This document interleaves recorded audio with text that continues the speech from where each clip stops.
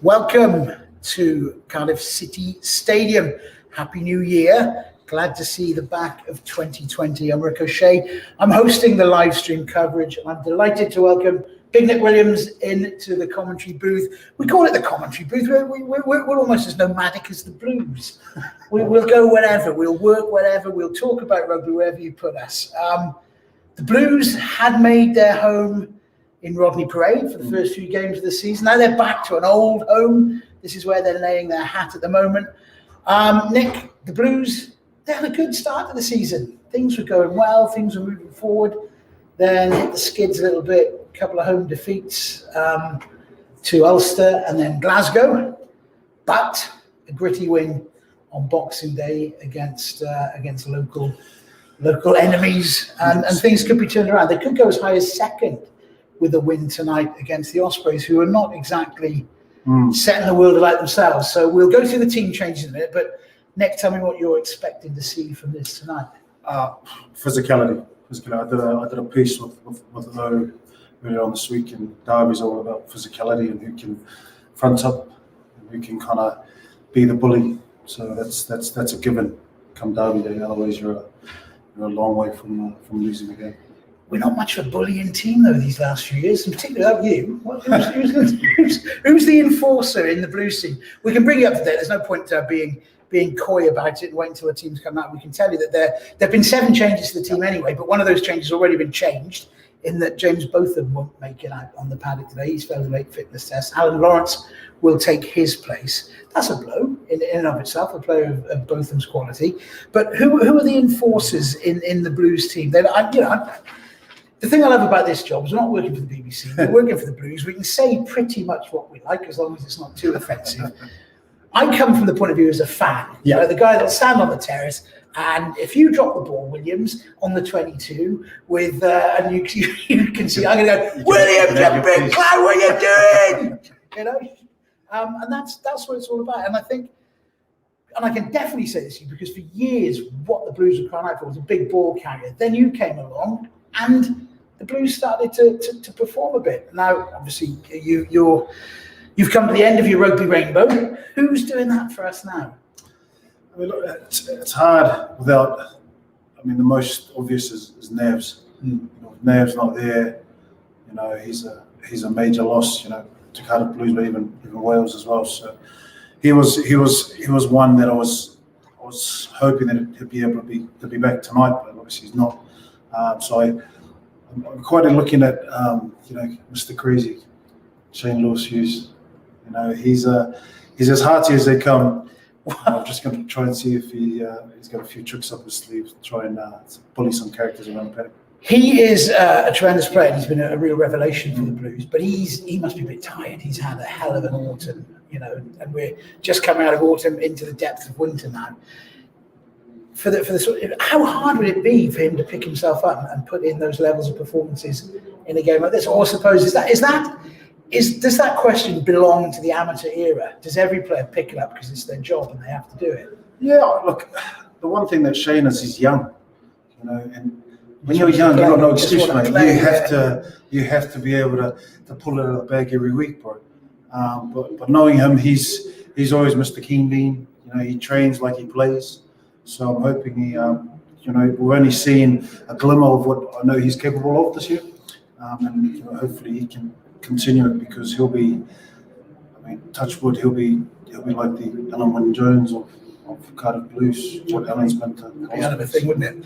I can remember when he started out. Exactly, yeah, back all those days ago. You're listening to the Cardiff Blues live stream, brought to you by Aspen Weight Wales, brought to you by Uber Eats. I'm Ricochet, your host. Nick Williams is the guest. We're talking about the balance of the back row. So with James Botham going, I heard you just chatting there off camera there about how you think the balance will be. So Botham, who is a 7, is replaced by Lawrence, Turnbull, and what else is out there now? It'll be Josh Turnbull and Shane Lewis Hughes and obviously Alan Lawrence. How's that going to go?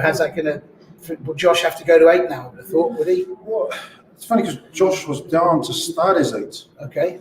So I'm assuming from the weeks before, Turnbull's been playing 7. So I just think automatically going to 7. And the young guy Al will jump at the back there. I don't know, bro. That's probably why we're sitting up here.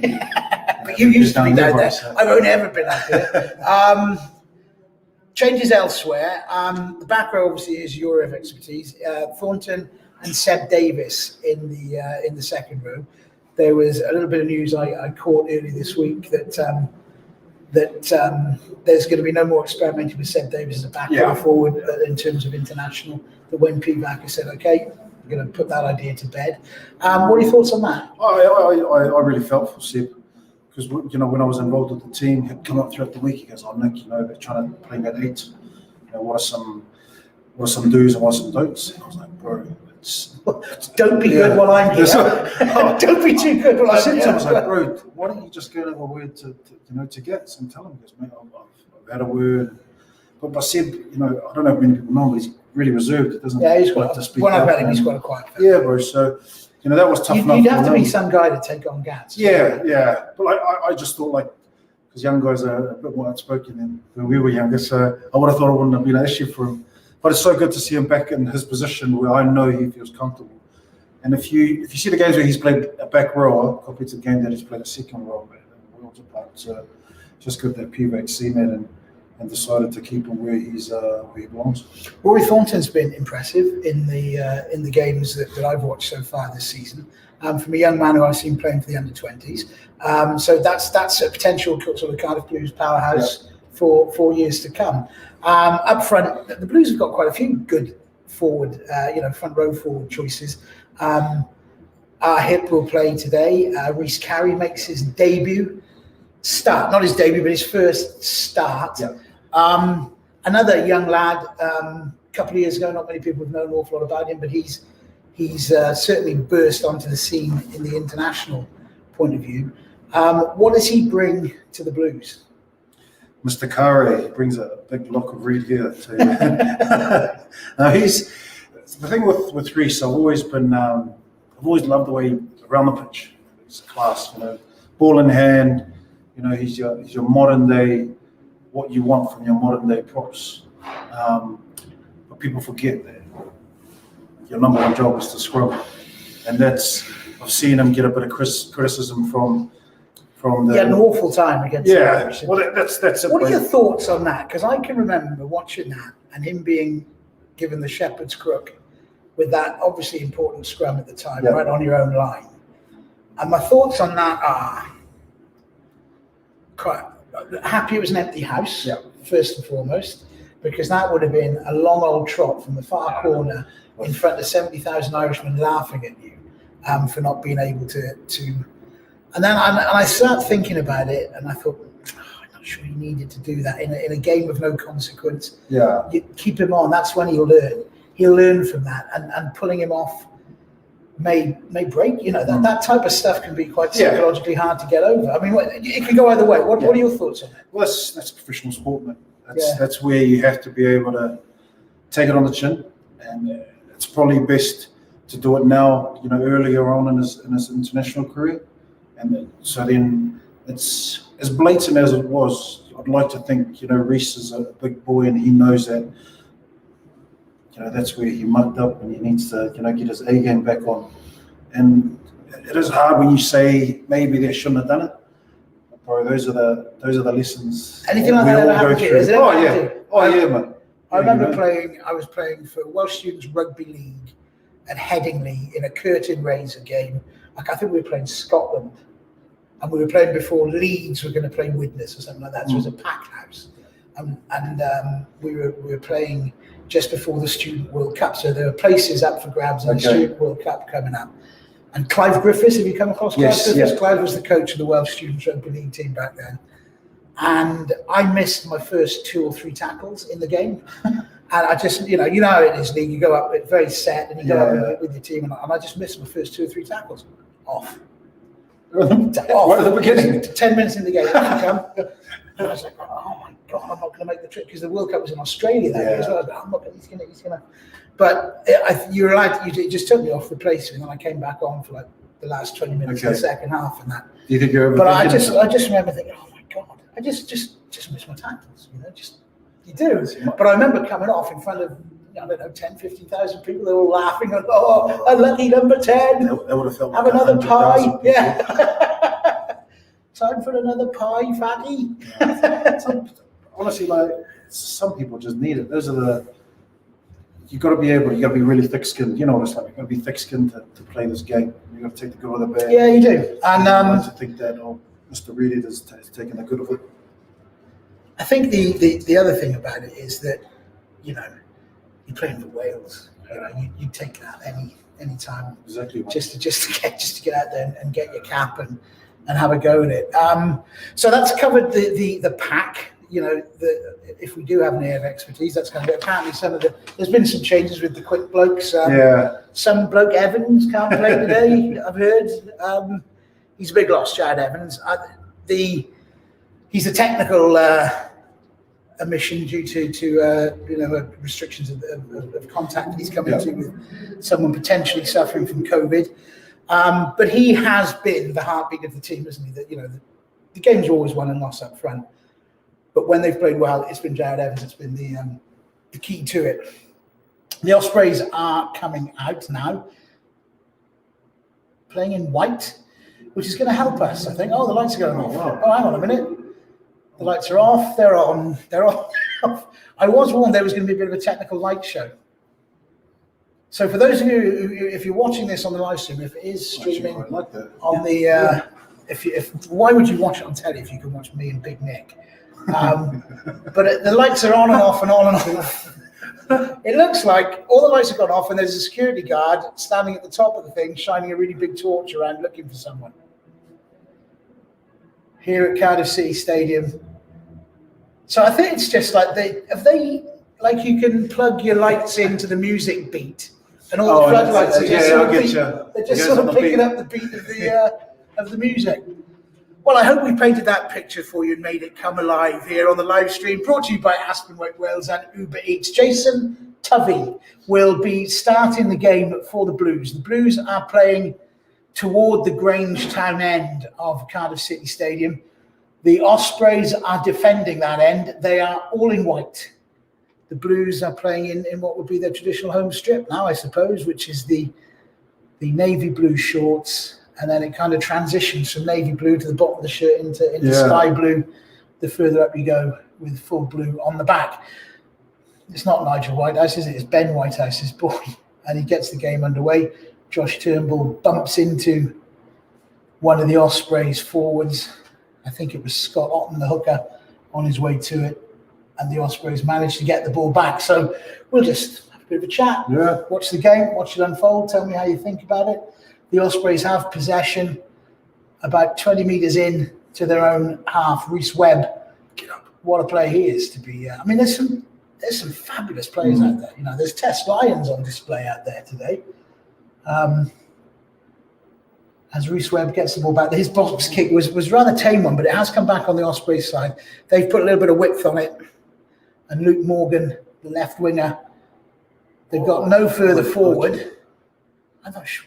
Really? Was he? What was that one for? I think he pinged Garen there for not rolling away. It's a tough one. Because Josh was right on the ball. How do you... We were talking earlier on about how some of the games recently have been quite a hard watch. You know, you're watching, they've been pretty turgid, tough stuff, not much ambition, a lot of kicking. And... you know, you've played the game in the professional year. It's all about the coaches. Coaches will always be one step ahead of the rule makers. And so they feel now that the jackler, the law is set up to favour the jackler. And so they're not going to commit to that. They're not going to commit to situations whereby you can get tackled in the wide open spaces and give away. How do you feel about that? You know, how do you feel? I'm all about the attacking part of the game. I mean, that's what we're watching them to watch teams score tries and whatnot. So if they're favouring the jackler, it kind of takes that away.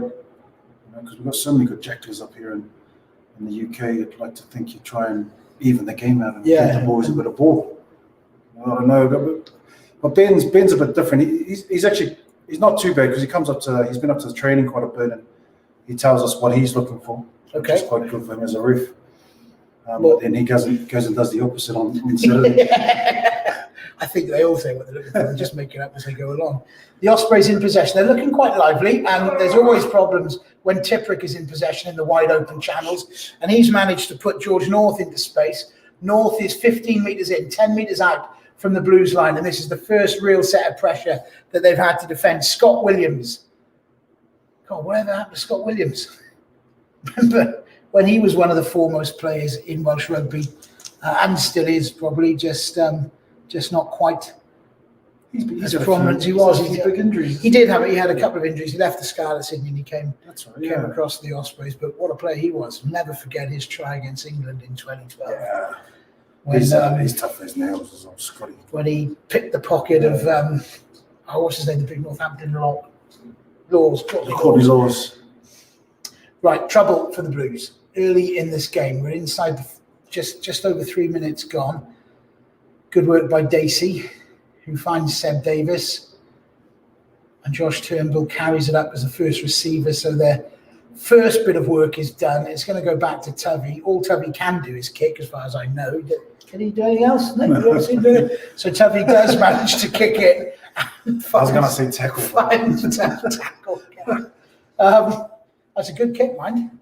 So he was parked right back on the dead ball line, and he's found a touch 25, nearly 30 metres out. And Scott Otten will have the job of throwing it back in. He's drying the ball. Is it raining out? Why have they spent so much? I was just looking at the lights. Dew or something? Yeah, looking at the lights, you can see a bit of mist coming down.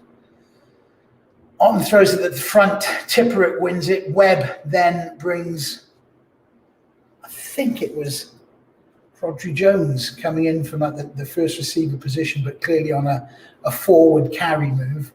A couple of quick recycles, and the Ospreys still have the ball in midfield, 30 metres out, right in front, right in the middle of the field. Poor pass, picked up extremely well by Marfin Fia. Fantastic, right off his toes. Webb then back to the other Williams, Kieran Williams, who is pairing up with Scott in the midfield for the Ospreys. Fia involved again for the second time. Imagine being involved twice in one set of play, carrying. Good God. Rhys Webb brings it back again, carried this time by Sam Cross. But the Blues are pushing the Ospreys back. They started off on the 22 or just outside it, and as a result of that, Rhys Webb has rolled an absolutely delicious little rolling kick over the top of a ruck, diagonally into that 5 metre channel. That is absolutely world class. Fantastic. That's world class. I actually thought the ball was going deep, but he's obviously got the ball on a string. Well, it was just going end over end, wasn't it? With perfect topspin on it. So again, they've exited from here once. They had Seb Davis coming forward. This time he goes. That was Thornton taking it this time on a backward step in the middle of the line out. And again, it'll go back to Tuvey on his left foot this time. And he finds an equally as good a touch. No, he doesn't. George North picks it up just inside the 10 metre line. And the Ospreys will come again. They set the first ruck on the 15 metre line, about 5 metres outside the Blues 22. Kieran Williams carries into the heart of some very eager Blues defenders. The Blues fan out across the field. Otten gets it back, and that's an awful pass. I think that was Rhys Webb trying to sort of loop over the top, cut out a couple of players, and release Luke Morgan on the left wing. But instead, it went directly into touch, and it'll be a line out for the Blues. So, Ospreys pressing. The Blues defence has been, in the games at home so far, it's just been really good. The first 20 minutes, however long we've been playing, so it's 6. That's right. It just seems like it. Every game that I watched of the Blues this year, the first 20 minutes, they've always come out strong, defensively. And it goes by that kick that Webby just done, because obviously they couldn't penetrate the line, to try and ping it in the corner. Yeah. The Blues choose to kick early in their possession. They won it from the line out again, so the line out's working well for them this evening. What a kick. Now, I can't see who that is. That's not Tubby, is it? I think that was Hallam. It is. Hallam Amos took that up as a fullback. So from the kick from the line out, it was kicked straight downfield, and Hallam Amos picked up just about in the middle of the field on the 22, and he put in a lovely left foot sort of wiper kick that found a hole and has put the Ospreys, I wouldn't say on the back foot, but it's put them back in their own half with the defensive line-out. Scott Arm's really having terrible trouble with the ball. He's having to dry it very vigorously, but again, he gets it in. It's been won and comfortably delivered back to Rhys Williams, who's kind of in the shotgun, stood about 10 metres back, and the ball was supplied to him. He's put it down the channel. It's come back from Amos. Amos has it again. Left foot, straight up in the air, steps around a couple of the advancing players. It's going to be a good. Neither 15s really wanted it. Dan Evans and Hallam Amos both allowed the ball to bounce.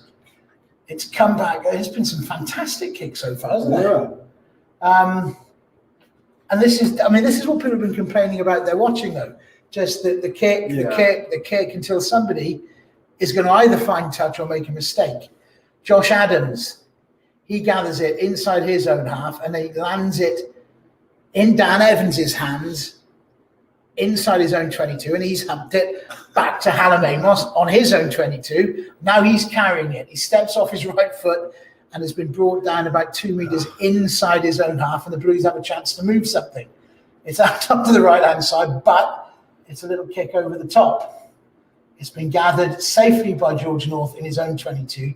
You wouldn't want to see too many George North kicks. So if they target him, there could be.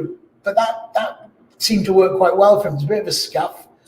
Tuffy went back and got it. He's shanked it down the field, and eventually Dan Evans said, I think I've had enough. I'm going to put it out. That was about, how many kicks was that? 10? They should have a law that you can only kick. No, they're kicking again. They should have a law that you can only kick 5 times a minute. On the trot, yeah. So the latest kick comes from Steve Myler, and that's another one. We've got Steve Myler and Jason Tuffy at outside halves. I mean, that's pretty much what we're going to see, I think, is kicking. I remember watching his dad play, Tony Myler. He was a great player, rugby league player. I was at Ulster, we played Northampton and the Heineken. And he was playing for. I loved it. I just run straight every time. I loved it. Bless him. Right, the Blues from the kick have got a line out. They won it in the middle of the line out, but unfortunately, in trying to run it, that's obviously the mistake they made. They tried to run it instead of kicking it. I mean, they are at a football stadium. Perhaps that's all the we can passes do. that have in the hand. I wonder if it's slippery and down. It just doesn't. I mean, when I arrived, it was cold, sure enough. But I didn't have my wipers on. Did you have to park? Did you get told off for parking your car facing the wrong way? They said I had to park it similar to the bloke that was parked next to me. And that's one of the measures to defeat the coronavirus that I wasn't aware of. That you park your car facing due west. And apparently, it shows everyone, if they arrive at the same time, you get out of the car on a different side, so you're not. I mean, they're thinking of everything. Different theories. Fair play. Confusing. I know. Right, first scrum of the game, I think. 5 meters into the Blues half, about 20 meters in from the left-hand touchline. It's an Osprey feed. Rhys Webb feeds it. The scrum goes down. Ben Whitehouse penalises the home team. And Steve Myler can kick him from anywhere. And I wouldn't be surprised if he fancies this one. Yeah. Where's it now? On the half? Just over halfway. He's just inside. No, he's not going to go for it. He's not going for it. He's going to kick to the corner. That is a fantastic telly, isn't it? I was about to say, yeah. If you see us looking over that way, it's because we're just looking to see if anyone at the home. What's he paying him for? He's done our hip, hasn't he, for going down, just losing his footing. It always does look a bit dodgy if you as a tight end, if you end up flat on your stomach, and you probably have got your feet a bit far back, and it's probably a bit tricky to hold it up. Right, Otten throws it into the line out. It is won comfortably.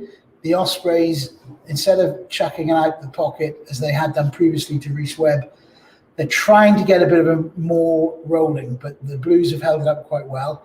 And so from the 50-metre line, Rhys Webb takes it infield, calls his forwards to fan around outside him, and it is big Fia who has it again. and he's brought down fairly quickly.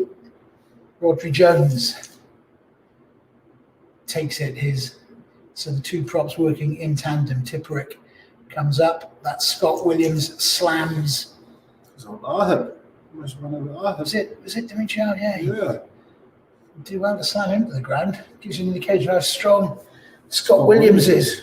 Rhys Davis, the Ospreys second row, carries it. Myler gets it out. There's a sort of combined handling move to try and get the ball to George North, who was stood right on the touchline. They did get it to him round about the left ear. He was unable to take it and bundled up into touch. But I think it was Ben Winehouse holding on for a penalty decision anyway. Oh no, there we go. It's a line-out. Yeah. Okay. So it will be a line-out, and it will be the Blues to throw it in. 2, 4, 5. Now Christian Dacey doesn't seem to be at all bothered with the ball. He's not drying it or anything. He's just chucking it straight in. And it is one at the back. Shane, wasn't it? I think it was. Now Shane Lewis Hughes is wearing 6 or is he wearing 6, 8? yeah. Okay. My eyes from this distance. Turnbull, he stayed at 8. So Turnbull's got 8 on. And Al's gone to 7, yeah. 7. Fine. We'll see how they pan it down. Be the best indication. Josh Turnbull still has his blonde hair from the fine.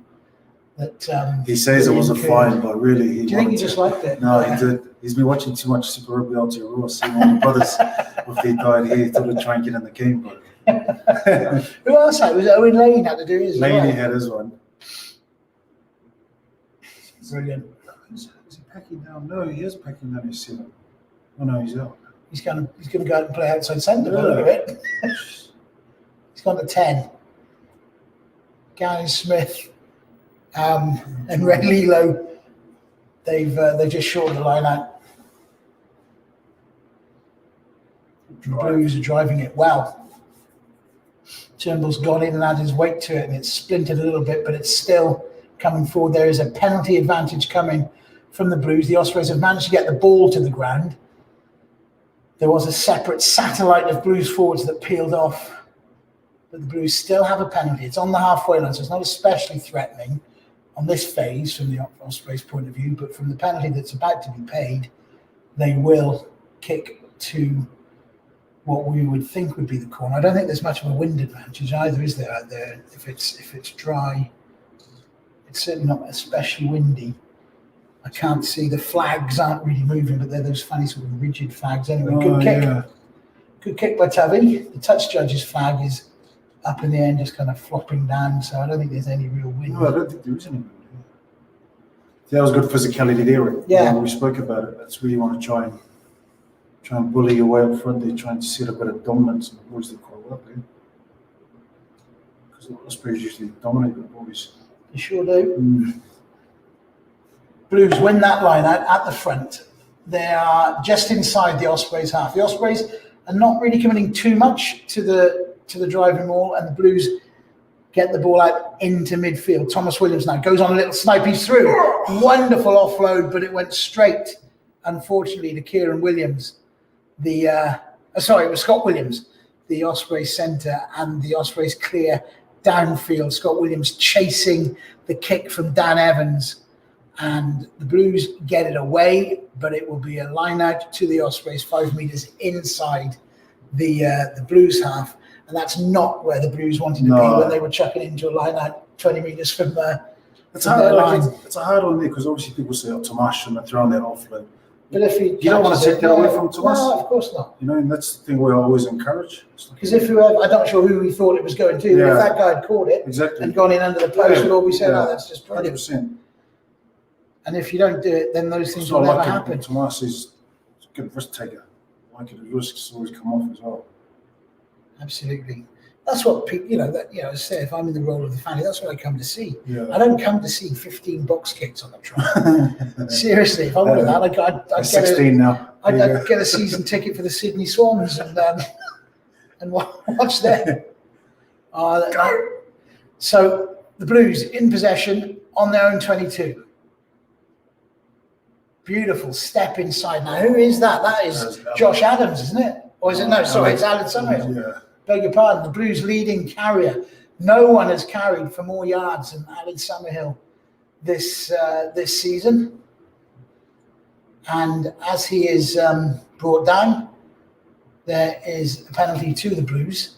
So on balance, it's been characterised by a lot of kicking, but the Blues have had a couple of little darts. They're having a go. Yeah, and honestly, it seems like the game's been played between the 22s. Yeah. There's no team's been dominant within the 22s. Tell me what it's like when you're playing for the Irish team, because that's what you're talking about, being bullied and being battered. The Irish teams, particularly Munster, for whom you've played, they do bully us. They do batter us. These guys, they're not bigger than us. So they what is it about? How is it that we are so easily cowed by these guys? I wouldn't know. To be honest, I think they just had it drilled, since the young pups, and they got this rule whenever they're in the 22, it's gold that they come out of there, with at least 3 points. Which is why their conversion rate's unbelievable. It must be something that's just instilled in them, So it's been a character. Blues have had a kick charge down. We'll come back to wondering about those sort of things in a minute. They've had a kick charge down. It looked like a threat to themselves, but they've managed to sort of turn that threat into, I wouldn't say attack, but they've cleared their lines down to Steve Myler, who picked it up like 10 minutes outside his 22. He's fired a low one that's been gathered by, I think it was Tuffy. It couldn't have been Tuffy, sure. It was all that running. But it was Hannah Amos, was it? Who then put Summerhill away. Then Summerhill has found Thomas Williams on the inside. He's made it up to the 22. That's a fantastic piece of work by Rhys Carey there to be available just to keep that going. Now, if the Blues can come again, Karen Smith was taken down with no questions answered by some sensational defending by the Ospreys, and I'm looking to see who that was. I think, unbelievably, it was a winner. Blues still have it though. Thomas Williams picks and goes. Good step and spin by Chris Stacey. Williams goes again. He's halfway through the hole. There's big questions being asked of the Ospreys here. 5 meters out, penalty coming. Rhys Carey picked it up and was picked up by an Osprey offside. Oh, beautiful what a pass. Oh, what a fantastic pass that was. That Rhys Carey again. Who was it fired that pass? It was Rhys. Yeah. It was, wasn't it? Two incredible pieces of play by Rhys Carey that'll show you what a tremendous player he is. Scott Williams looks like he'll take no further part in the game due to his shoulder, which is a worry. And that's, whether you're, we are Blues fans, but we're also Welsh fans as well. And we don't want to see Scott Williams injured, but that doesn't look good. Not sure which part of his arm it is that he's hurt, but I would suspect it's his shoulder, the way he's just nursing it. It could be his wrist, but he's not coming back, I'll tell you that. And he's a tough guy. So straight into the action comes Tian Thomas Wheeler. That's there's a couple of double barrel then. Tian Thomas Wheeler and then Ruben Morgan Williams, who's a fellow I've seen play for the under-21s. Tian Thomas Wheeler I'm not familiar with before. Was it Scott Williams that made that tackle that we were talking about on Garen Smith? Yeah. I was crediting Luke Morgan for it, but I think you're right. I think it is Scott Williams that made the tackle, and from that he's gone, and that would be his shoulder. He might pop the shoulder and pop the coon. Oh no, there was a clean-up. Oh. He's coming up with it there, and he doesn't like. No. He's in trouble there. That is a shame. Right. There's all sorts of. Is he looking for something? I'm not sure it looks like, someone lost their car keys. What's going on out there? Looking for. What's he having a look at? Was it no arms tap, was it? I don't think he's looking at that cleaner, isn't he? You're right. The cleanup. So that's all good. And I think, I don't think there's anything in that. Oh, come on, surely. I really don't think there's anything in that. I'm looking to see what the injury is, though. Is it shoulder or elbow or wrist or his shoulder? So he's got an anterior dislocation. So he's coming down on the shoulder. But if that's a ruck, the ball is on the floor. You can engage with the man over the ball. What's he saying? If the ball is on the floor, the definition of a ruck that turns out from a tackle into a ruck is two men on their feet, in contact with one another. Now, I don't think it's not like he's lined him up and. You're going to have a masters to play this game soon. Oh, I don't understand all the rules. I'm happy to say, looking at it in real time, that he's just said nothing. It's fine. That's just a fair contest with the ball on the floor. Exactly. And unfortunately, Scott Williams has got injured in the process. But I don't think there's any malice, nor was there any recklessness in the. It was Josh Adams that cleaned him out. So surely there's no recklessness to it. They're going to show Big Red's passing. We'll have a look at it now. Here it comes. Oh, it's a knockdown. So that's the knockdown. That's the penalty he's given. And so that's where we're having this kick at goal. And that's why it will be, fingers crossed, touch wood, put the commentator's curse on it. Jason Tovey kicks goals, 3-0 to the Blues. Do you know what? It's a fair reflection of the game. I don't think either side has really dominated. No. So it's a fair one for the Blues to have a narrow lead. When they've had a crack at it and they haven't just been kicking, it's actually been quite entertaining. Particularly from the Blues, and the Ospreys. They've managed to bring Tipperick into the wide channels, which created some space for George North. And Thomas Williams is a live wire. It's his birthday today, I believe. He's good to watch, isn't he? Yeah. To us, yeah. He's a grand little player. I loved playing with him. He's a lippy little bugger. I bet. Well, most of them are little chopsy. Blues are in possession of the ball. They're on their own 22-metre line, just in about 17 metres in, and it is Thomas Williams that finds touch almost exactly on the 10-metre line inside the Blues half, and it will be an Ospreys line-out. 20 minutes ago. I know. 100 kicks in a game.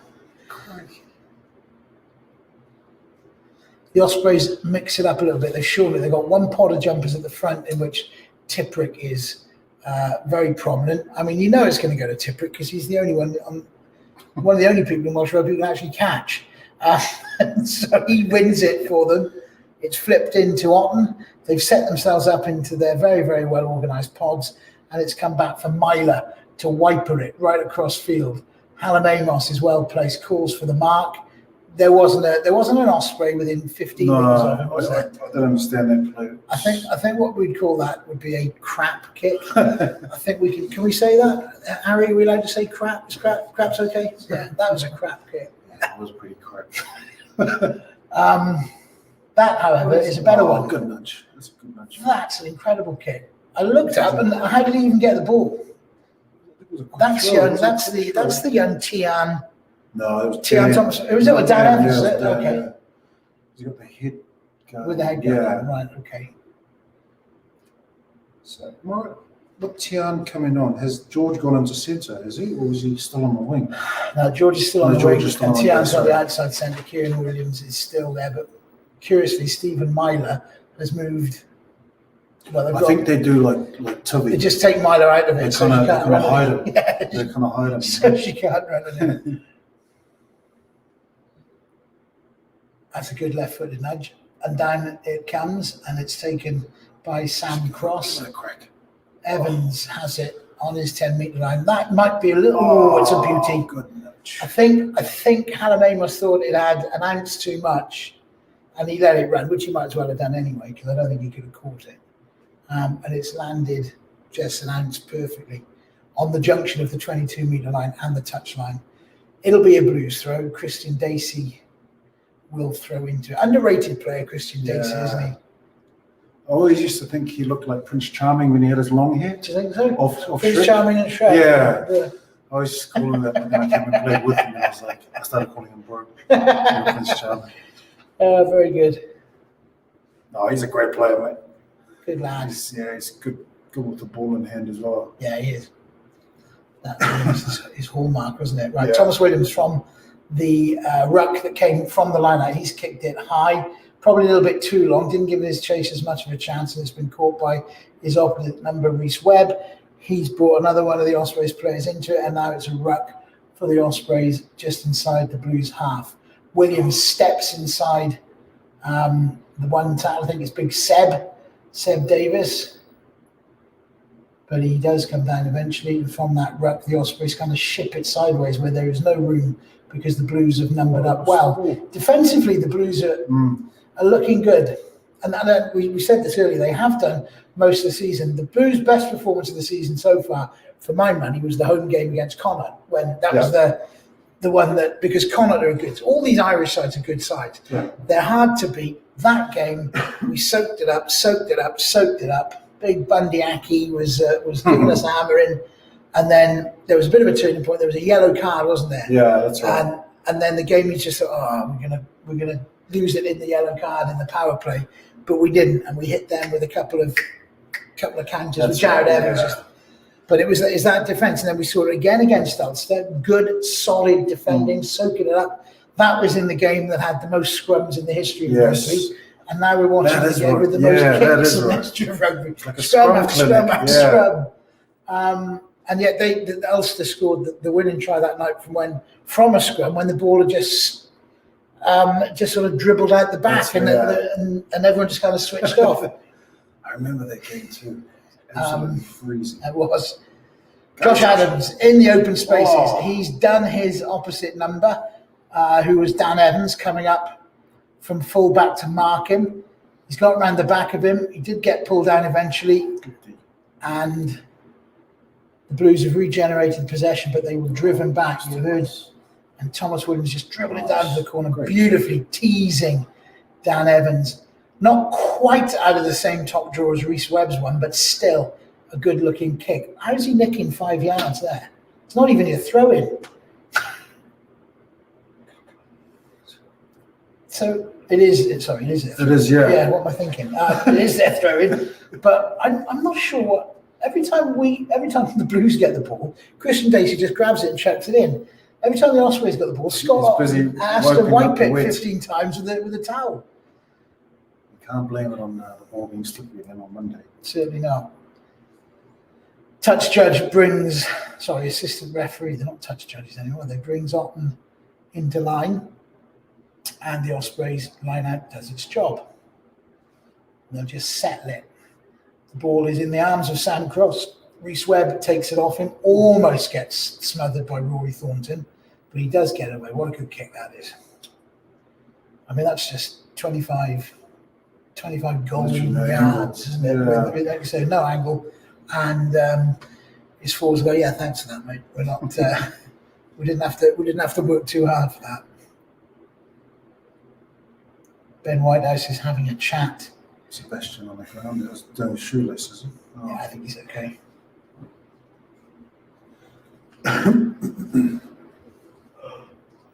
Pardon me. Yeah. There is a bit of a stoppage here. I can't see. Is there an injury to someone? Nobody seems to be getting any attention. They're all just having a drink. I know you get a drink if it's really, really hot. They bring coffee on if it's really, really cold.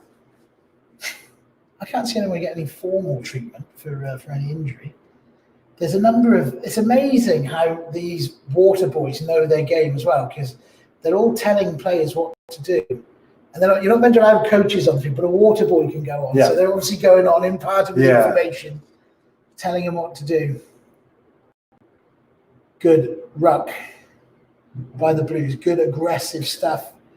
Trying to inject a little bit of tempo into this game.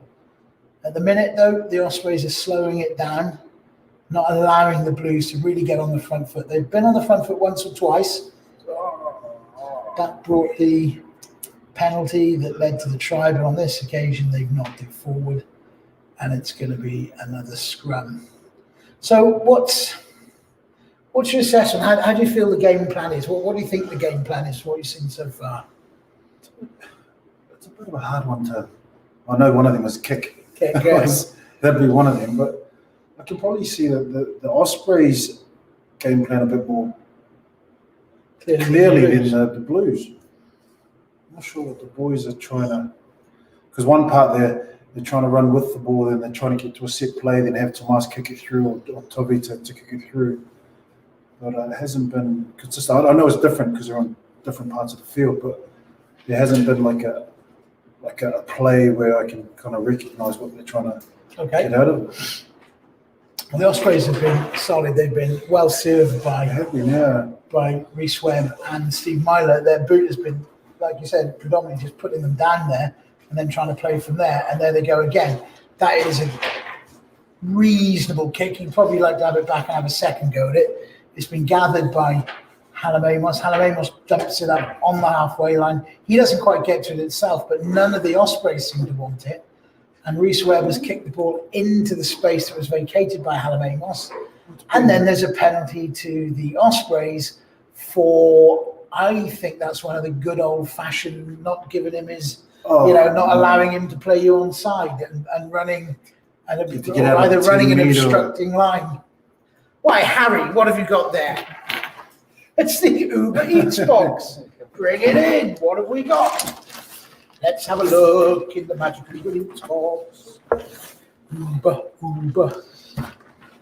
I wouldn't get too excited. Nick, it's normally pizza. I've got it upside down. Have I got it upside down? Thank you, that It's a panini now. Have a pizza, big man. Happy New Year. Happy New Year. The live stream brought to you by Uber Eats and Aspen Weight Wales. See what flavour we've got. Pepperoni? Upside down, is it? In the box. Oh no. It's a lovely cheese and tomato pizza with a chili sauce dip. Give it a Harry, we'll pop it on the side, we'll have some at half time. Thank you. Thank you, Uber Eats. Thank you, Aspen Weight Wales. In the meantime, the Ospreys from the penalty are down in the Blues 22, trying to get some space, some width on it.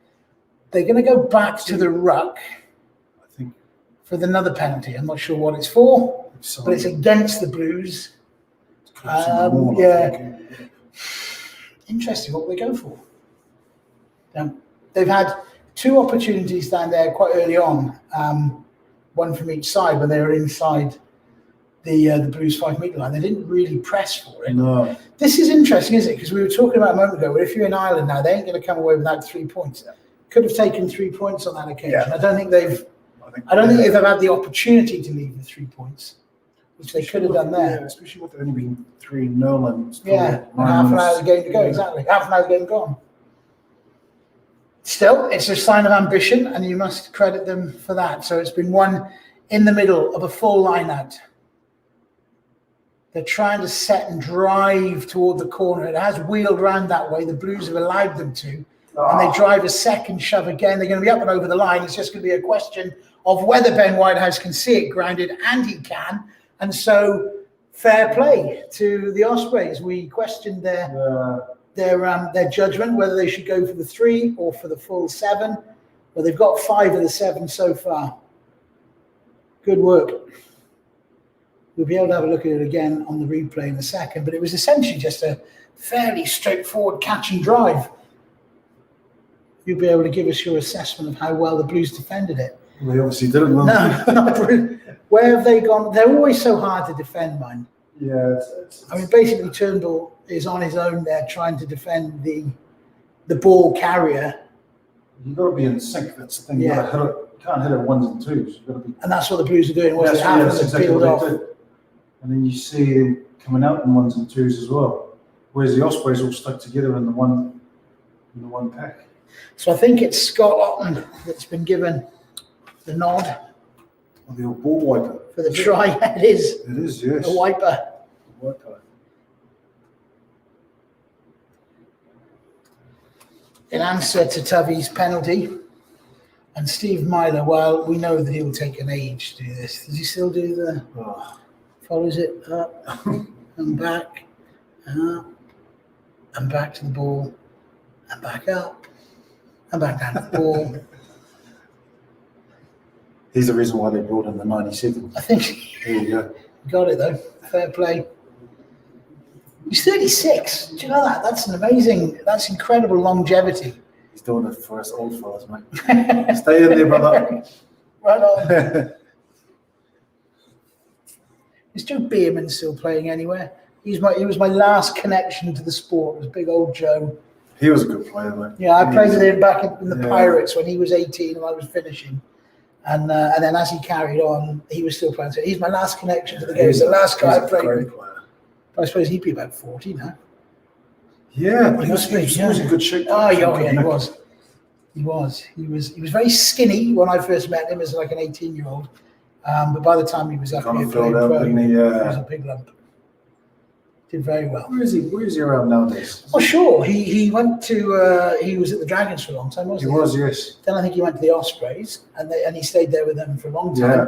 And then I think he must have just played. I wouldn't mind betting that he went back to the Pirates to a couple of years back there, but I don't know where he is. No, Answers on a postcard. Anyone knows where Joe Bierman is? We'll find out. He made one of Gatland's squads. And then injury, I think he would likely an autumn squad. And then about 10 years ago, around about the time that the Blues were playing out of here. Yeah. So 2009. Oh, okay, yes. So he made one of Gatland's squads, and then I think he got injured. Didn't get a cap. Right, the Blues are looking to try and turn it round again. They're trailing by 7 points to 3, courtesy of that Scott Otten try from a driving line-out. The Blues are trying to do the same thing, but the Ospreys are defending it. Well, they defended the drive better, but according to Ben Wallace, they've done it illegally, coming around the wrong side. So the choice for Christian Dacey will be, well, do we have another go? What would you fancy, Nick? Would you fancy the line-out or the scrum? In the old days, people said the scrum was the best because you tie everybody in. But these days, the line-out seems to be a bit more favoured. So it will come again. Reece Carey comes up to have a quick word with Christian Dacey. I don't know if that's just a little bit of misdirection. I've seen him do this though a couple of times this year where Ray and Garen, as they lose the ball, always a few of the backs will come in and join them all, add their 20 kgs onto the ball. So. Right, because the Blues won it in Thornton, handed it down, then they dropped it. So it's going to be a scrum, is it, to the Ospreys? So that's where you wish you took the 3 points. Yeah, and that's where coaching. That's just perfectly encapsulates what would drive you mad as a Blues fan if you were stood on the North Terrace at the Alice Park. The Ospreys, they take their 3. They opt to kick to the corner and execute. And they took it. And we opt to kick to the corner and we nobble it. 3 minutes. Yeah, one big effort from your pack here. Just have a go against the head. Because there's, look at this area of space here. If you take one against the head, you're in here, aren't you? Absolutely. Oh. And then they give them a penalty. So it's error on top of error. What do they call that? Apart from just being dumb. That's what it's called, Dear Lord. You give a penalty, you drop the ball, then you give a penalty away. So without having to break sweat, the Ospreys have exited. Him out of the bag. That's another coach killer. Yeah. That's why you don't see very many coaches with a good locker here. I just wondered it. They're all like a barbershop and the coaching. Who would do it? It would drive you nuts. It really would. So we are on the last knockings of this first half of rugby that the Cardiff Blues are playing in 2021. We are very, very glad to see the back of 2020. We can tell you that. The Blues' form has been mixed of late. Their last home game, though, they hammered Racing, was it, or Stad? I can't remember. Hammered them 28-0. Yeah. Without even planned. The best home result, best home performance for decades. But their form. They had a good win against Newcastle. That was a real good one. Yeah, it's freezing. Good win, and then a good win against the Dragons. all joking aside, the win against Paris, it's still a win, I guess. But there's momentum here with the Blues team, and you just need to keep it going, don't you? It's funny because with the derbies, it doesn't matter if you're coming off a winning streak or a losing streak. It's all thrown out the column. Yeah. Because these are boys that They know each other. They know each other by the place of the Welsh team. Yeah. And then one week they'll be grade A, and the next week they'll be grade Z. So it's a funny one to put your finger on. It is. Oh, George North has found some room. Oh, he stepped over someone and around. Great tackle, I think, by Summerhill. Good guts from Summerhill, because the guy's twice his size. He pulled him down, but the Ospreys are still coming, bursting through the middle, eating up 8 yards of this Cardiff City Stadium. The ball's kicked ahead by Reece Webb, then it's knocked on by him. There's no way he's covering that one up. I thought it was a knock on to begin with. Then he kind of disguised it with his foot and then tried to dive on top of it to pretend that he hadn't knocked it on. And it is a knock on. The Blues have the ball, but they've only got 7 seconds in which to do anything. I just can't see who. I think, was it Chris Stacey got around? Or I think Ali just really speed bumped him, didn't he? He just dived in his ankles. Just did a tight end block in American football. Just who's on the ground? Is it Tubby? Trying to go for one of his big hits. Very good. He stepped round someone. Now somebody is injured. And I think it is one of the Blues. Just inside the centre circle. I think it is Tubby. Really? Oh, it doesn't look he's good gonna either. hear it from me. He's going to hear it from me. It is him. Oh my gosh. That was from the carry by, is that big Danny Lydiot? Carried it into him. So that's his old teammate, Dan Lydiot from the Dragons. What's he looking for? I don't know what he's looking for. I mean, there is one person in the world that wouldn't do anything filthy, and it's Dan Lydiot. He's the most honest, genuine guy. I don't know, is he? Has he stamped on your head? He's They used to say that about me. Yeah. Mate, you're a Kiwi. What's it? Oh, elbow, is it? Is it leading with the elbow? No, it's not. I think that's what he's called him for. It's gonna be, well, let's pack up and go home if he gets called for that. See, this is the thing, bro. This is what makes me angry, is that they're judging it from the outcome. Yeah. Because if Tubby got up and just played on, they wouldn't have had a second look at it, would they?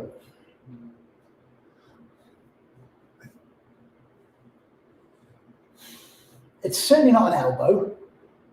The first point of contact to me looks to be sort of the forearm and the wrist area. It's just real. It's rugby, man. It's always going to look worse when you slow it down. And stop frame it. Yeah. It's good. It was a great bit of play by Lydiot. He picked the right man to run at. The arm goes up. He hits him with his hand first, doesn't he? Yeah. He puts his hand to the shoulder and the hand rises above the shoulder. He's going to see it. How's he seeing it? He got the first one right, mind? Oh, he's doing the old elbow action. He's going to call him. I think his right hand touches Tubby's shoulder, touches Tubby's right shoulder. So the arm, right, he tucks his arm in there, then the hand and the foot. He's got a hand on his shoulder there. The hand touches his. There. Yeah. His elbow comes up into. And then the elbow slides up. There's no question about the forearm then sliding up and hitting him in the face. It looks like his elbow touched Tubby's chest and then. But then, what responsibility does Jason Tubby have to not present himself for that? And position himself in a way that he's not going to get. That is not that, is it? That is you know what you do when you go in and you throw, you lead with the elbow. And the number of times they have to relook at it obviously tells a story as well. Tubby should be penalised for tackling a forward. I think so. Yeah. I say tackling the backs. Yeah. Tubby, know your limits. Oh, this is interminable. He's going to look at it and look at it and look at it until he sees something. Show it me again. Show it me again. Right, hand is up. That's hand. His palm. From that view, it's his palm that hits the top of his bicep. Can't see anything. Yeah, there you go. To the shoulder, and then it's slipped up. Play on. And it's mitigated by the fact that Tovey made an awful tackle. He's looking at his pocket. Oh, you're kidding me. King of Christmas cards. Can't be it, really. It shouldn't be anything, and I know. Yeah, sorry. I mean, there's going to be a lot of people. Look, I don't want to see anyone have a head injury. I don't want to see anybody concussed. But I want us to have a game of sport. Mm-hmm. I want us to have a game because we can probably break down every point of contact and find things that you can pick apart. Pick on, yeah. And it'll just paralyze the game. That's exactly right. It's kind of, I know safety is paramount, but some things you just can't control, can you? You know yourself from when you go into contact. If you're throwing your elbow, then that's a different thing altogether, isn't it? But I firmly believe from looking at that, his first point of contact is the palm, and then it kind of slides off his shoulder, and then it rides up and hits him. But it's certainly not intentional. It's like I see they judged it on the outcome. Yeah, you're absolutely right. And if it had been a proper, if it had been a prop or a proper rugby player, then he wouldn't have been down. Only joking, Mr. Tovey, and all your relatives and friends. We do want to searching all the football atmosphere here. We do want to keep them safe, but we also still want to retain the sport. The Blues are coming with the advantage of that penalty, so there is that to be said about it. Lydiate is off for 10 minutes, so it is to the Blues' advantage, and they find themselves 20 metres out from the Ospreys line. Just need to keep cool heads, because if they just come away with 3 points here, they're only trailing by 1 at half-time, and if they can get a try, then even better. So just be patient. Yeah. Keep going through the phases. Thomas Williams brings it out to his first receiver, who is helped by Seb Davis. I think it was Thornton. Then onto it comes Rhys Carey. And they spin it a little bit wider. But still, it's one of the forwards that has it. Now it's quickly done. Thomas Williams puts Seb Davis halfway through a hole. And the big second row is isolated. The Ospreys think he's held on to it. And Ben Whitehouse agrees. And it is a penalty against the grain, if you like. It's so frustrating when you give a penalty away when you're in possession. Yeah, especially when you're a man down as well. So there we are. That is the half-time. It's 40 minutes of rugby that consisted mostly of kicking, but the Ospreys have the lead, 7 points to 3, through a try by Scott Otten. From a 5-metre line-out, they drove through the heart of the Blues pack. Otten was one of any of the 8 that could have dotted it down. It was he that did so. The conversion was added by Myler in response to a penalty goal from Jason Tovey. The talking point, and I suppose we'll just carry on talking about it we picked up, and I'll just try and clarify what I was saying, because I wouldn't want anyone, certainly any of Jason Tovey's family, to think that I want to see anyone hurt. I don't, but I want to see a game of rugby. Yeah. I don't want to see rugby is a game that that we're attracted to it for the sport that it is, of course, for the physicality that it offers. Of course, there can be people who play the game with malicious intent, but not at the professional level. No. And I don't think there was any malicious intent in what Dan Lydiate did. So they will say, well, it doesn't matter what the intent is, doesn't matter, it's whether it was legal, whether it wasn't legal. To my mind, I don't think he made an illegal movement. I think, looking at those replays, it was an open palm onto the sort of shoulder, upper arm of Tovey, and that. Then the arm slid up and it caught him. But then, the full force of Lydiate himself then carried on into Jason Tovey, who hadn't presented himself in there's some responsibility on the tackle as well. Yeah. I remember watching the All Blacks play Australia a couple of months ago. Really good game, actually. And there were 2 red cards in that. Yes, there was one was the Kiwi prop. We just go, oh, do me a favour. The guy came, he slipped, and the guy just set himself for the tackle. And the Aussie winner, who looked a good player, came in and he kind of just slipped and got him. There was mitigation there, but he got a red. And then there was the Aussie kickoff. Yeah. And then there was an Aussie guy on debut. I think he was just. Yeah, he just came in. He took that looked as though it was a bit more deserved. And that's kind of what sets it up in stark contrast. And I think that the lawmakers are saying, look, it doesn't matter what the intent is; it's what the end result is. It's where are you making contact? Where is the? But this is a game of force. It's a game of collisions, and you can't sanitize it. No, it's like I said, they judged on the outcome. You know, if Toby just got up and just played on, I'm not taking anything away from Jace, but if whoever got up and just played on, they wouldn't have had a second look at it.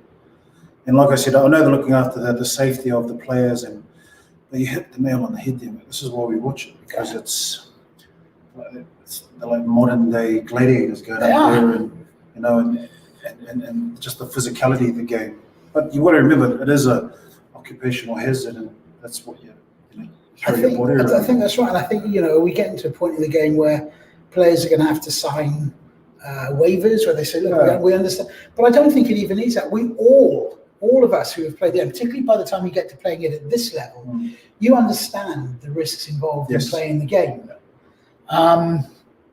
And it's almost like a broader societal thing. We're just not even going to get into all that then, where everything has to be sanitized and there can be no risk. Well, you can't have a risk-free life, and you certainly can't have a sport like rugby union or rugby league or Aussie rules or gridiron that is risk-free, because that's what we want to watch. Every contact sport, there's a risk every second, isn't it? But a lot of people love to watch it because they can't do it themselves, or they used to do it. They kind of relive it. But it's a primeval thing. It's contact. That's why people play the game, even though they're no good at playing it at a level that would be recognised. But they still get enjoyment out of the contact, the competition, it's. I mean, getting a bit deep and getting a bit off message, and I suppose what will happen is the lawmakers will just say, no, we're all about player welfare. We're all about player welfare, and that's all that we can say. But it's a difficult balance to strike, I suppose. And it is. I guess from the lawmakers' point of view, like when I was playing, people thought that I was big. But these boys here now, they'll probably be bigger, if not bigger than I am. But then they're a lot quicker now. You look at George. George is my size, but he's out on the wing. Yeah. Who can we think of? Maybe Jonah. Whereas they're the average size that George is now. So if you think of those impacts, the players that are nowadays, that's probably why the lawmakers are making up these laws. But then I find that there's too much of a grey area. There should be this, yes, and no. But at the moment, there's yes, no, maybe, okay, let's do it. Let's not do it. I think, I guess, that's a particularly tricky one for Danny Lydiard, because he's carrying the ball. So, he's, is it a short? Is it a short? I don't think it is. I don't think, he put a flat hand out.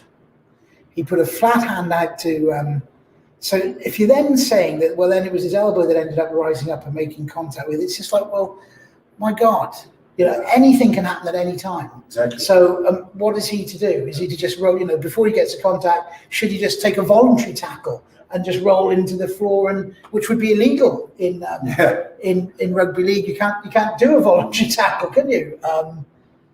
I don't know. Anyway, let's drop that and talk about the nature of the game. So we were struggling, weren't we, to begin with, to try and discern the Blues' pattern of play. 40 minutes into it, what do you think? What are they trying to? Obviously, they're trying to win, but through what means are they trying to? I think it's very similar to what the Ospreys are doing, from what I can see up here anyway. Is they're trying to get in a position like from between the 10 and the 22. They're trying to get in a healthy position there with regards to a line or a scrum. They're trying to get a bit of possession, a bit of territory, like how Weeby's doing for the Ospreys. But at the moment, the Ospreys are just doing it a lot better. With Weeby pinpointing those kicks to like a nice little one down here. And I just think it goes to show the difference between the synchronization between Tomas and Toby compared to Webby and Myler. The Ospreys 9 and 10 seems a bit more on the ball at the moment, and hence why the score's 7-3. So it's a tough one. I'm still trying to gauge what they're trying to do. They usually use Ray and Garen a lot more. Don't see much of it, have we? No. And bypassed. We were looking at if it was raining and whatnot. I mean, there hasn't been that many errors. So I'm thinking, well, what is the reasoning behind it? I'm not sure. And yet again, that's why those boys are in the goal seats. Is it because they feel that perhaps without Jared Evans they can't bring Ray Lilo and Garen Smith into it,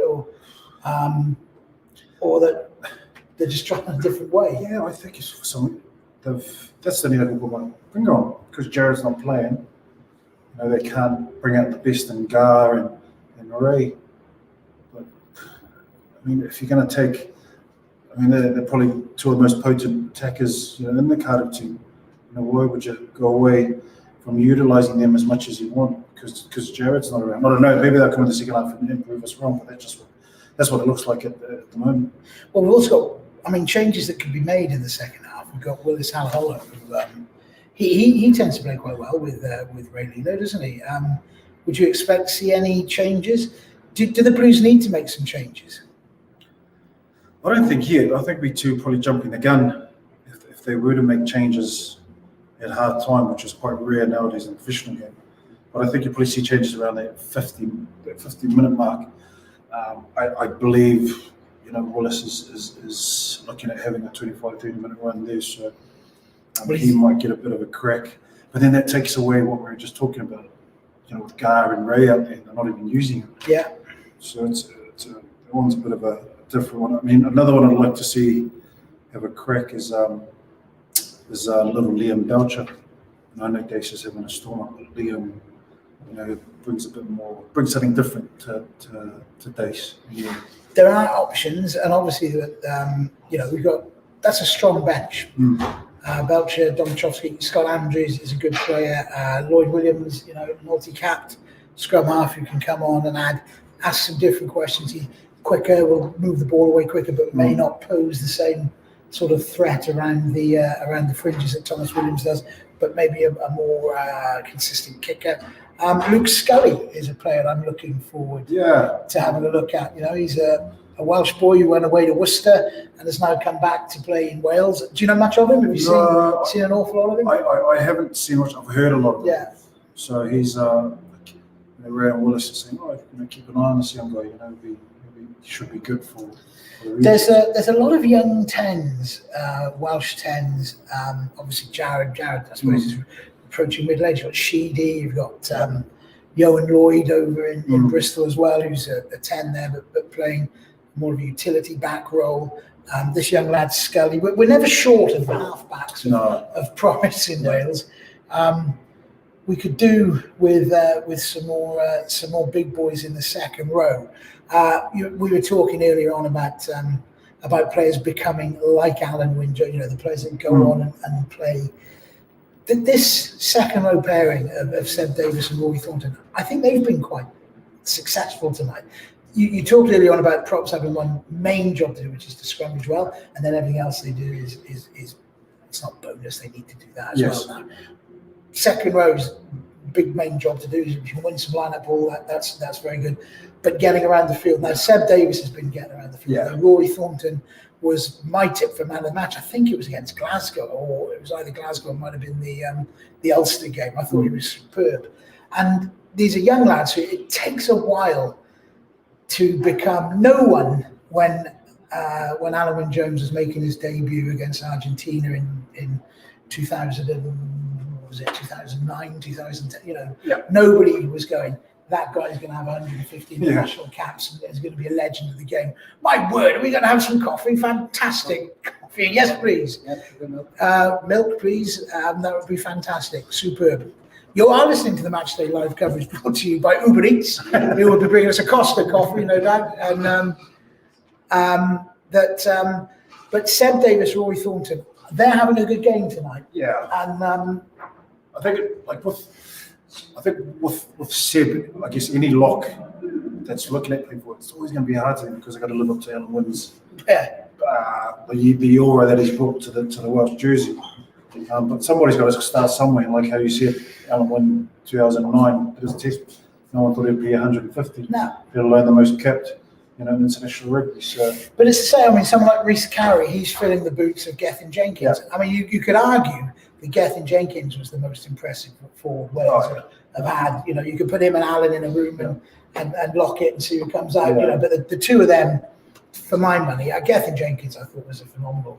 He's a freaking phenomenal player, and bizarrely, probably not such a great script, but it was his other stuff. He was so good at the other stuff. You forgive him. You forgive him for his hinging. He was very smart. He knew what he was good at, so he worked on that. So it's just an incredible forward, and of the era. He adapted. He adapted to it. Right, the Blues defending the Grangetown end of the Cardiff City Stadium. The second half is 10 seconds old. The Blues are in possession. A win tonight could send them to second in the league. And it is Jason Tovey, recovered from that blow he took at the hands of Dan Lydiot. And he fires downfield. The Ospreys gather it and bring it up to the Blues 10-metre line. And it is the first receiver for the Ospreys, Rodri Jones, who carries it up. And then Myler steps back in the pocket. Not a bad kick, that one. Aims it in the 15-metre channel, about 5 yards in. It's caught, I think,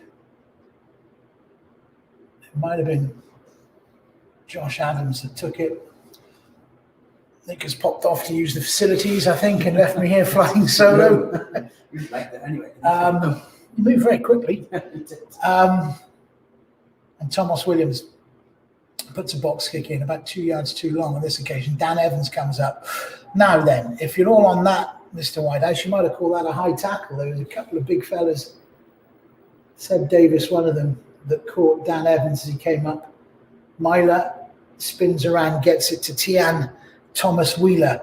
He slaps it with his left foot. Not the best kick.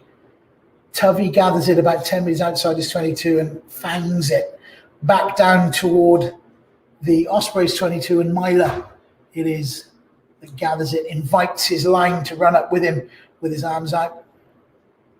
And it's returned again. And we've got another one of these wonderful kicking exchanges. Thank you so much for. I don't think you'll upset anyone if you stepped in division. Thank you. And in the end, the Blues finally find a touch about 5 metres inside the Ospreys half. You're listening to the live stream brought to you by the Cardiff Blues, sponsored by Aspen Wake Wales and Uber Eats. First game of 2021 for the Blues and the Ospreys. An all-Wales derby, the Blues winning their Boxing Day game against the Dragons. The Ospreys going down in their derby game against the Scarlets. So differing fortunes at the moment, but it's the Ospreys who have the lead here by 7 points to 3. Garen Smith gathers the latest of the Osprey box kicks. Sam Cross comes over the top. He's flirting with it there, but he's okay, according to the referee. Big Nick is back in. Sorry. From using the facilities. No worries. That's good. Out of my nose. Yes, indeed. You haven't missed much. A few kicks, a couple of box kicks and a line out. That's about all you missed. And Thomas Williams obliges with a box kick from 10 metres outside his 22. It's brought down nicely. I think it was Myler that was underneath it. He caught it right on his halfway line. Mr. Harry is applauding the Blues chase. It was Steve Myler. He didn't really want to be there. No. And he couldn't present himself, couldn't turn out of the tackle, but it was a good chase from Garen Smith, who chased up his own kick, tackled the Ospreys outside half. The third all-time leading scorer. That is a shocking kick by Jason Tovey. Maybe he's still feeling the after effects of that hit by Danny Lydiot. But his kick, which was looking to be a bit of a banana kick, I think, but it just went to the Ospreys. Oh, Was that a no arms there?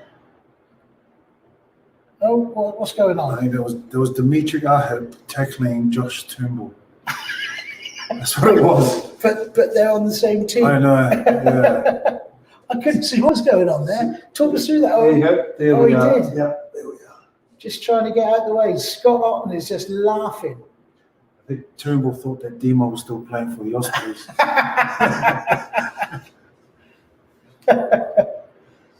Oh, it's going to be on that. Look, I tell you what though, this is problematic for the Blues, because the last time they got a penalty just before halftime, they blew it. Yeah. Then they've had their first penalty of this half, and they've blown it. It seems like a recurring thing, doesn't it? Yeah. And it just strikes you as sloppy, and it's for nothing. And Steve Myler, I just say he's the third leading all-time scorer in the Premiership, and he will kick this. And not only will he kick it, he'll eat up about 3 hours of the clock in doing so. By the time he's finished this, the game will be over, and we'll be in bed. So he's in his traditional pose, hands on his thighs, looking up at the posts. Big deep breath, back down to the ball. 1, 2, 3, 4, little steps up. It's a good kick. It's a good kick. Just fell shy. I think it just lacked for power. I think he had the accuracy and just dipped under the bar. So instead of extending the Ospreys lead, he's just eaten up some of the clock. We're in the 46th minute. And Jason Telby, left-footed dropout from the 22. Back it goes to Myler. Myler off his right foot. It's going to come down, and it's taken beautifully by Hallam Amos, who steps into some space. I thought it might just open up a little bit for him, but it didn't. Now, Willis Hallahoe. Now, who's on? Yeah, Willis is on there. Willis is 23, on, yeah. Here he is. I thought he might come on, and he's put Ray Lilo straight into a massive acre of space. He does a little switch move with Josh Adams, and the Ospreys now. Adams knocked it on. I need a drink. This is what when you are watching on the terrace. Bloomy, when you are watching on the terrace, you just go to the bar, go get some more beer. This is what I see now. Can you see how frustrating? Can you see how frustrating it is? From your point of view.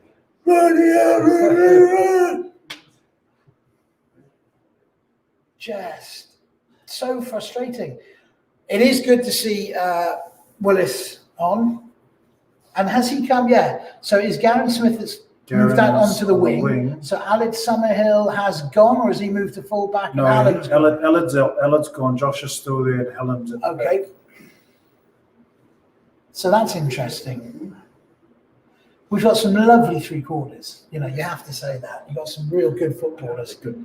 And we've got some great forwards. We just need to put it together. And we just got to stop these silly errors. Yeah. So that was a line out, and now it's a penalty, and now it's going to be a line out in our 22. And then this is the frustration, isn't it? Good. So when all the restrictions are lifted and we're back on the North Terrace, are we going to do live ones from the North Terrace? Can we, when we're allowed to do it again, or we won't be doing them anymore, will we? Because it would be good if Big Nick is going, I can see why you all scream at us now. It is frustrating.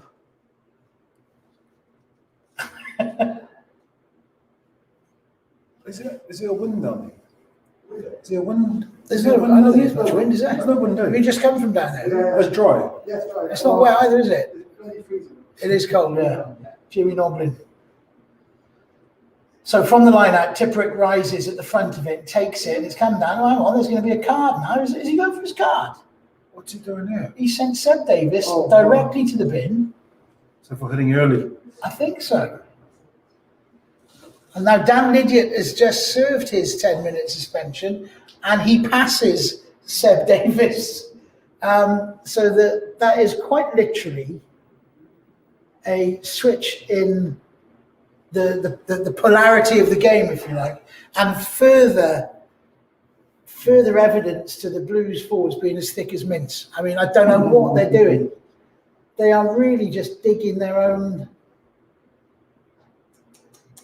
He obviously warned Seb Right, prior yeah, just because he leave knew, them alone. yeah, he knew that Seb would hit him early. Well. Okay, well, this is a crucial 10-minute of the game. So we've got the same thing again that we had a minute ago with Tipperick going up, catching the ball at the front of the line out. The Ospreys already know they can drive us over their line. They splinter off, and the group that had the ball retain possession. The Blues snuff out the first phase of threat. They have been very good on the defensive power play, and they win the knock-on. And now they've got a chance to go downfield. Beautiful. Oh, no! They're going to come back. Oh. Wills Halaholo was, it was Ray Lilo that threw the pass inside. And in a, you have to say, I love it. They're going to go for it. They're trying from the turnover. Especially with they're going to try and go the length of the field. Sometimes they don't play those knock-on advantages for that long. No, so and then I'm happy he brought them back for that. As soon as their second passes they often say advantage over. From the resulting line-out, the Ospreys were going for the driving ball. They've already scored one try from it. The Blues negated it, shoved most of the Ospreys back into touch, but the ball was still alive, but the pressure came on. And like I said, the Blues as a power play defensive team have been very good, particularly against Connor. We're going to have to see that again. We're going to need to see that level of commitment and discipline.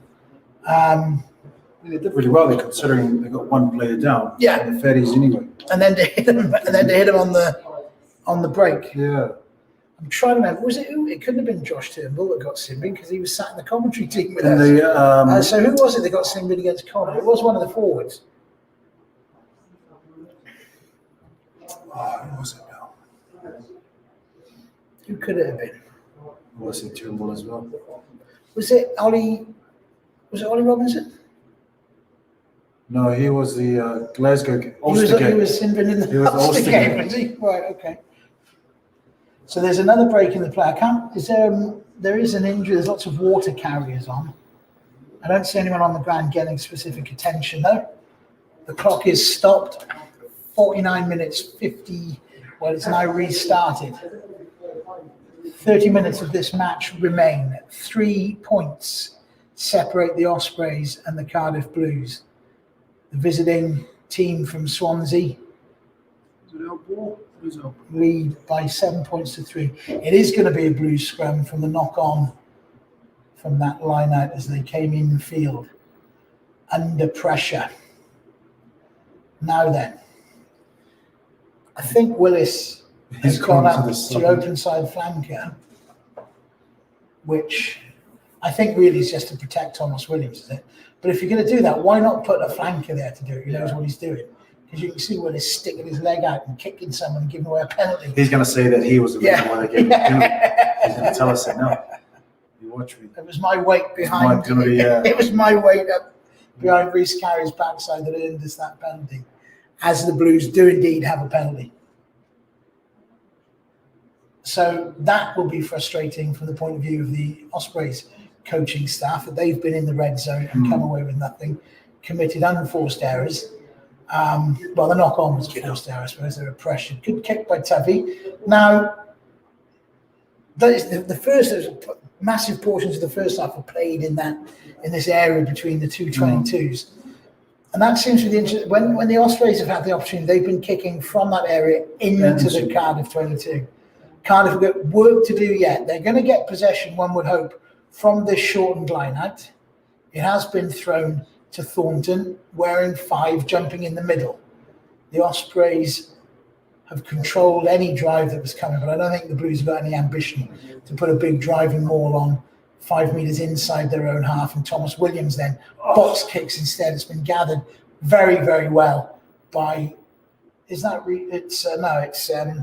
number 11, Luke Morgan, who stepped out of the first couple of tackles. Now there's another penalty advantage coming against the Blues, and it's becoming mindless now. They're just not going to get out of their own half if they keep giving penalties away. The Ospreys in possession. Willis Halaholo makes the tackle, wrapping up. He's got another advantage. Big Adam Beard. Wallace was rolling away. There's still There's one penalty advantage to come. Here we go. Is he going to go for another card? What's he called? He's speaking with. Is he speaking with his touch judge? He's pointing to somebody. So I think there was a penalty on the far side, and there was also an advantage to whichever position they want.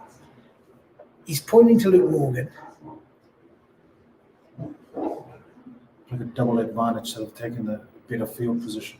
This is what you were just talking about, whereas we're kicking out of the 22. Yeah, we're kicking out of the 22. They're kicking into the 22. So we've got to do this work again, and we're remarkably, about 4 or 5 minutes have elapsed since the yellow card. So they won't have too many more sets to defend, but this is the latest one. They've got to concentrate. The Ospreys have had a little chat away from the line-out. They're bringing a full set of 8 there. It's one in the middle of the lineup by Adam Beard, former Dragon. And the ruck is formed as that more makes little progress. I don't think they really wanted it to. The Blues' defence is very, very narrow. Mind you, so is the Ospreys' attacking formation at the moment. There's no one at all, apart from Justin Tipuric in the outside channel on the far side. Great solid defence. Very, very aggressive defence from Wills Halaholo. Big blitzing. Knocks the Ospreys back to begin with, but they regather and they recycle and they come again. Mafufia takes it over and another penalty for not rolling away. This time I think it's the skipper Dacey. It's either Dacey or Turnbull. So two of the guys who should know better. The Ospreys carry it though to within 5 yards. They're now within a yard. Dan Lydiate goes in and climbs again and dives again, but they will go back for another penalty. And one, I'd have to say that if you're giving away penalties at this rate, you're risking getting another card. Yeah, I was literally just about to say that. You're risking giving away another bloody yellow card, blooming yellow card, I should say, and making your life even worse. What's he called to you? It's hard to know what he's. I'd like to see what our penalty count is. A lot. So not very many. So it's Christian Dacey. Dacey for not rolling away. Is it Dacey not rolling away or Turnbull for not rolling away? It was Turnbull. But I'm not sure he's not rolling away. I don't know. You can't tell at this speed. George North does very well. He's a big, strong boy. And he's hard to pull down. And then they come again. Well, it will matter not, because I think, interestingly, and I think this is fascinating, Myler is going to kick for goal instead of taking the penalty and kicking to the corner against the Blues with only with 14 men, missing a forward. So I wonder why they haven't done that, when they were happy to do it against 15 men. But this time I think they're thinking, look, let's just come away, stretch that lead. They've got the momentum at the moment. Yeah, they have. I don't think we're 15 minutes into this second half, and I have to say most of it's been played in the Blues half. I can't recall us being down that much. The young boys one, is it? We've got a couple of changes. Luke's 22. Domachowski's on. I can see that. Liam Belcher's not made it out yet. Domachowski's on. Luke Scully. And Luke Scully is coming. Nice. Right, yeah. Jason Tovey is making way. And Luke Scully, we were talking about him before. He's a former Welsh under-20 player. Had some time with the Worcester Warriors and has been signed to the Blues. Getting an opportunity tonight due to the COVID restrictions placed upon Jared Evans that necessitated Jason Tovey starting, and Luke Scully will have his first run out tonight. But the Blues are making heavy weather of this. They really are. Technically, they're giving away tons of penalties. That was a great tackle. That was Willis, was it? Was that Halaholo? It was, yeah. Yeah. He must have been wound up, he's sitting watching this. Going, just let me get out there and start doing some stuff. And he's doing it. Reece Webb tries to just drop it over the top. It comes off Dacey. Off the top of Dacey's back as he was turning away from it. But the Blues find themselves all collectively offside. Well, he kicked it into Dacey's back, so that means it's like everyone's offside onside. line, Yeah, so I'm not sure what. But then Dean But then it must have been knocked on. He's signalled a is it scrum, not? so there was a knock on by one of the. Was it Gavin Smith came in off the wing and caught it? The water carriers do not miss an opportunity to get on the field, do they? It's because like now I'm not playing. I like it's like hobbits. Yes. And then when the ref blows whistle, they all come out like a bunch of ants. They just come out. They were wearing their orange high-vis jackets and everything. Is it always water in the bottles, or is it ever I think they need to give us something else. any carver or anything? And by carver, I don't mean cheap sparkling wine. I mean like the Fijian good stuff. Be interesting to see. Luke Scully's been given a chance here now. Was Dacey come off Belcher's? Dacey's also your boy Belcher's going to get a run. Headband, beard, a throwback to the 70s. He's not big, is he? No, he's when I said hobbit, he was part of the hobbits. Pocket rocket. Let's have a look and see what he can do. He will be in the middle of this Cardiff Blues front row, defending an Ospreys put in on the Blues 10 metres line, on the junction of the 15-yard line and the 10-metre line, inside the Blues half. Reece Webb feeds it. It's a nice bit of blindside for him. I don't know why he wouldn't just pick that up and come running around here. I really don't. Look at it. Why wouldn't he do that? Plus, you've got George there as well. Yeah, why wouldn't you? There you go. He's gone the other side. Blindsides just don't seem to be any attraction to coaches anymore. I think Ben's got a broken arm. Just puts it up. Oh, wow. Oh, that's a sensational piece of work they've managed to engineer. That's Will Griffiths, who's put through a hole. That's the first time I've seen him on the field. He must have come on with the water carriers. Yeah. He was smuggled on with a crate of water. And I have to say, things are not looking good for the Blues, Nick. They can't put anything together. And it's all very well and good bringing in a young outside half to, go on, son, have a go. Yeah. But with what? You've got to give him a bit of substance. Yeah. To play off. Willis has come off the bench like an angry man to say, look, like he's looking at this going, I can't watch this anymore. I can't cope with this anymore. Guys, this is how you do it. Exactly. Steve Myler bisects the touchline between the flag and the flag of the 22. So he's gone for the side, whereas before they would have. No, they've gone back to what they used to do, rather than going for the posting. Yeah, which is curious. Yeah. Particularly now as the yellow card is over. I know he's come back on. He's back on, isn't he? He's literally just come back on. He's come back on now, and there are wholesale changes. Roy Thornton leaves. Lloyd Williams is on. Thomas Williams will go. Alan Lawrence. I think. So is Alan Lawrence going into the second row, or no? So James Ratty has come on. James Ratty will come on. Okay, so he's a good player, Ratty. He is, yeah. Tall lad as well. Good defence. Right, they've neutralised any hope the Ospreys would have had of driving that line out initially. Now the Ospreys spin it infield, but they can tackle that now. Now they're spinning and driving very, very hard.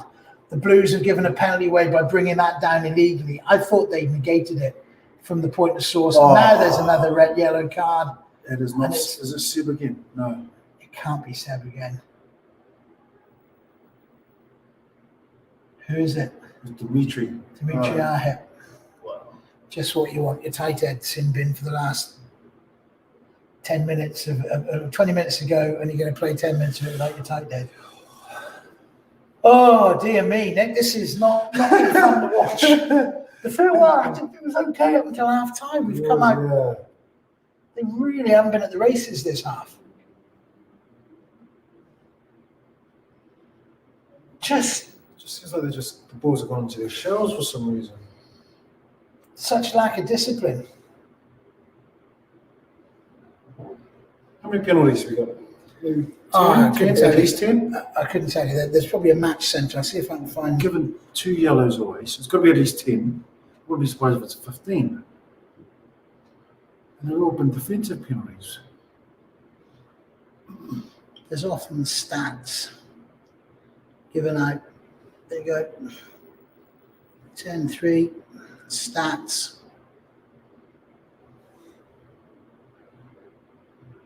Turnovers 1, kicking. Penalties conceded 12-8. It seems heavier than that. Yeah. It really does. Right, there's 20 minutes of this game to go, or to be accurate, 18 and a half. And if the Blues are going to do something, they need to do it quickly.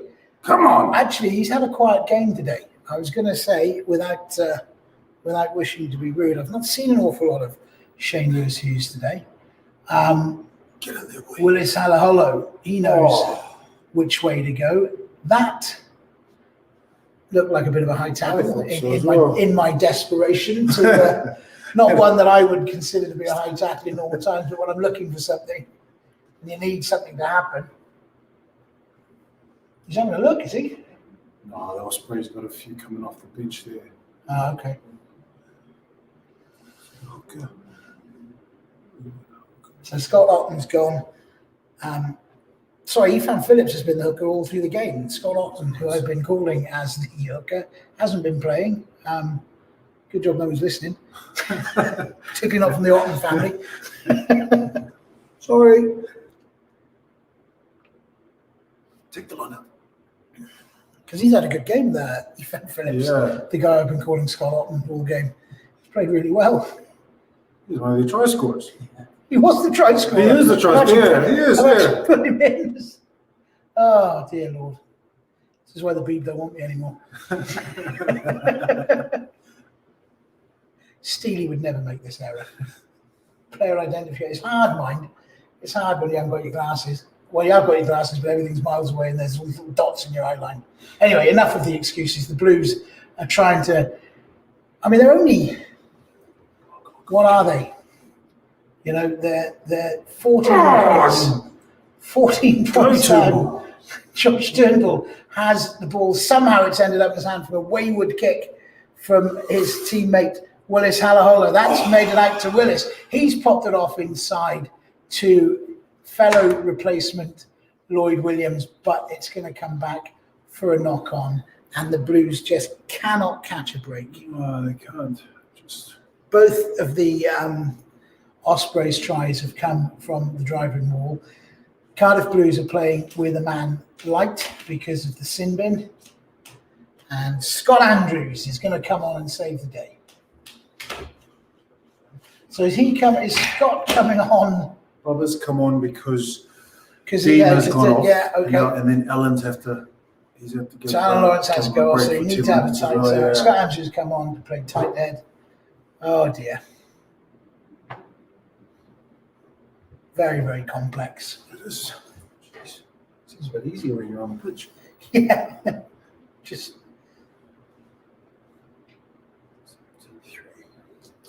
It's going to be hard to see the way. Anyway, to be fair, the Blues haven't looked like scoring. Not in this half. And they're going to need to do it twice. Well, I mean, if we're honest with ourselves, none of the rugby's been played. No. Not just in the Ospreys 22 in their half. I think this is the closest they've got to the Ospreys try line, and still the Ospreys ball. Yeah. Come And it's on the halfway line. Yeah. Come on, boys. 65th minute is about to commence. Not a penalty. The scrum has gone down. The Ospreys won't care. They'll collapse it all night now. They can keep going down. The Ospreys are third in their league. A victory here will momentarily elevate them to... No, it won't, because Leinster are way ahead of them. I mean, that's a disparate league, isn't it? You've got Ulster on the top with 42 points. Leinster second with 34. And then the Ospreys are third, a distant third with 14. This league is a bit tighter. And a bonus point win could have lifted the Blues up to second, but that is looking highly, highly unlikely as we watch it currently. Yeah, no penalties there now. Rhys Webb just taunting the Blues as that's at least the 13th penalty, isn't it? There was 12. At least. 12 a minute ago. And then again, this is the same old age old saying of kicking into our 22 Yeah. as well. And Steve Myler hasn't missed one of these. There's a further change. I think that's Lloyd Pearce coming on. It looks like. Or Lloyd Ashley, I should say.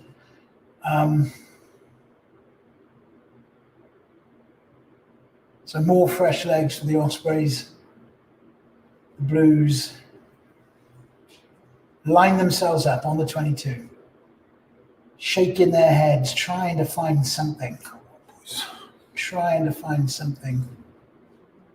Come on. To rouse themselves in the last quarter of this game. They nick the line out, do they? Just comes down on the Ospreys side, but it was not forward. So a minor win, little wins, little victories. It'll be a Blues scrum. They've only got 70 yards to go, Nick. Putting into a scrum on the left-hand one side. man down. Yeah. Well, listen, they'll get a penalty. 1, 2, 3, 4, 5, 6, 7. How does it affect the players playing in front of these empty stadiums? We often talk about when the guys are playing in the big matches in front of the Millennium Stadium and say, well, it's so big, you hardly hear you shut it all out in those big games. But when you come and play in a sort of echoey stadium like this, it must feel a bit odd. It's like a training run. I suppose for the boys in this, it's literally like a training run. You do. I think you're right. I think you do need that when you're playing at this level. You need that kind of thing to give you the sense of buzz. Oh, the Ospreys have taken that one against the head. Just when things can't get worse for the Blues. I don't think I've seen a tight. I take against the head like that for ages. Yeah. Scott Andrews will not be happy about that, and the Ospreys will be looking to rub it in this all-Welsh derby. Rhys Webb takes it to the blind side. I think it was Lloyd Ashley that shipped it on to Justin Tipuric. Justin Tipuric has dabbed it down in the corner, and the Blues' humiliation is complete. There's just a hint of a possibility that the touch flag can't save them. He might have had a foot in touch. That's the only slither of hope that Ben Whitehouse has taken it upstairs to have a look at the TMO to see. I don't know what he's looking at. Looking to see maybe it was a forward pass, was it?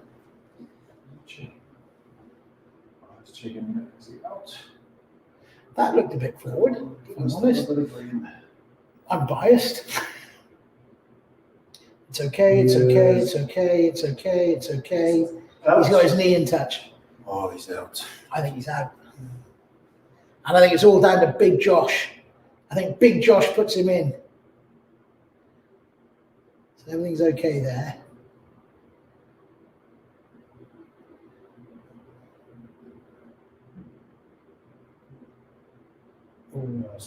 Front view is the front view is more convincing than that rear view. You're not going to get any view from the side, so you have to need to see this one again. So he's okay. Now it's on the line. Now it's on the line. The ball's still up. So I think that's no try. It's not that one.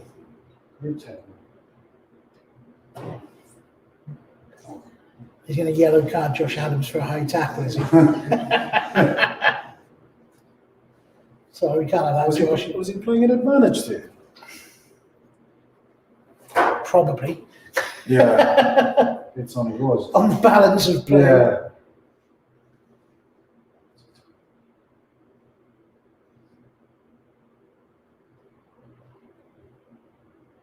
So we can't hear what the advantage was being played for, but it was.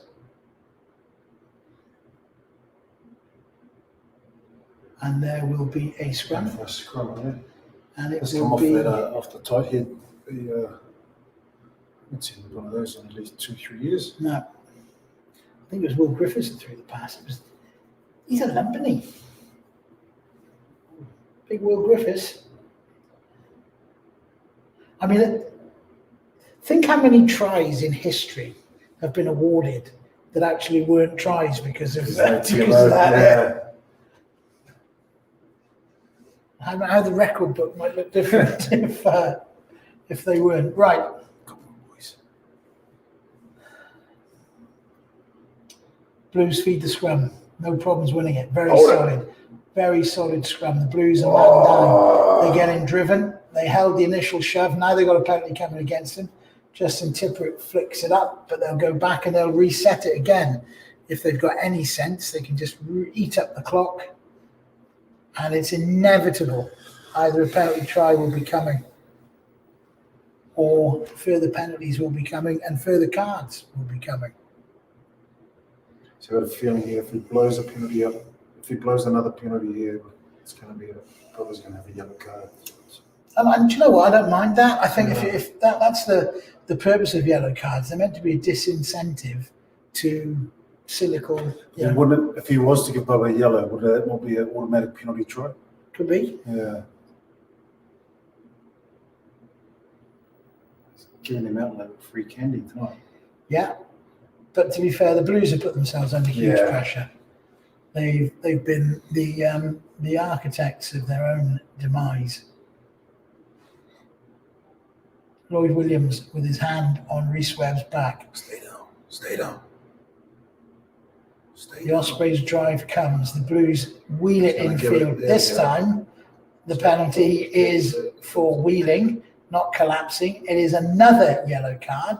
And it's Scott Andrews who's been yellow carded. Now, that's complicated things further because Scott Andrews has just come on to cover for Dimitri Arhip. So someone is going to have the misfortune of having to go to tight head prop. Or they'll have to go passive. They'll have to go passive scrums, won't they? Would Demon not? Well, he can't because he's still in the bin. He can't come back out. Put your boots on, mate. Put your boots on, brother. That's hysterical. So they'd have to go goldie oldies until Dimitri Arhip can come back on, which is not long. There's only a couple of minutes on his sin bin. And I don't know why they don't choose another. I suppose they're not choosing a scrum because they can't put the squeeze on them. It's just going to be straight. But they can put the squeeze on the maul because there's only we've only got 6 forwards. This has been a disappointing performance from the Blues. Adam Beard grabs it for the Ospreys. Well, that's an incredible drive from the Blues, but they've still. Hey! So the Blues put an incredible drive on, pushed the entire Ospreys back toward the touchline. The Ospreys just managed to smuggle it out. Looked like they were going to provide a try-scoring pass, and indeed they did. But Nick, I'm going to have to ask you because you've got better eyes than me. Who was it that knocked that on? It was Adam Beard, and we can see it here. Adam Beard brought it down. The Blues put a huge effort on, drove them to the touchline. Rhys Webb said, quick, give it to me. And he handed it on to Kieran Williams, who was the inside centre, who, reaching out in the act of scoring, dropped the ball. Okay, so here's a piece of the puzzle. Dimitri's coming back on now. Right, so that's fine. He can come back on. But only for 10 minutes. Well, he can come back on because he's on. He's back on. So that means Scott Andrews will have to come back on. If he's subbed. Because he's come on for Alan. My brain is fried. He's come on for Alan Lawrence, isn't he? So they can't send Alan Lawrence back on because he was taken off tactically. So the only person that can come back on is Scott Andrews. But he can play in the second row, we know that. Were you playing in the game? We played second row. I heard. Was that before you arrived? Yeah, it was before I arrived, so thank goodness. He played a couple of games, I think. And we won. He'll say that was all him. Yeah, it was all that him. Right, so this is much more evened up now. The Blues have got 7 forwards on the field. At least one of them is a tight head prop, though. And bizarrely, they're going to go for the scrum. So they've got the opportunity to put the Blues under enormous pressure. Good play by Arhip there. He stalled it a bit. Didn't even engage then. I mean, you'd say collapse this one now, but the way that Ben's been, that Ben's been, he'll been whipping the yellow card out, bring us full. you'd be a brave bloke.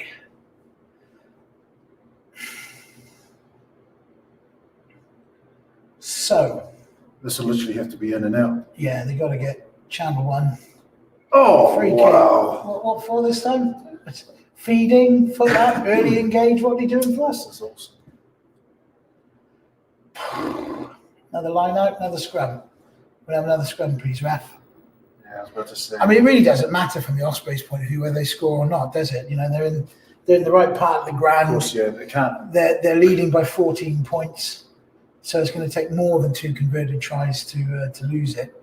And the Blues haven't looked like scoring a converted try in the previous 70 minutes, so it would be odd if they were today in the next 10 minutes. Come on, boys. A few of them must have seen the New Year's in last night.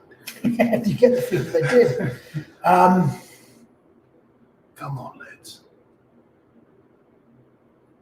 The scrum is set, then 5 metres out, 15 metres in.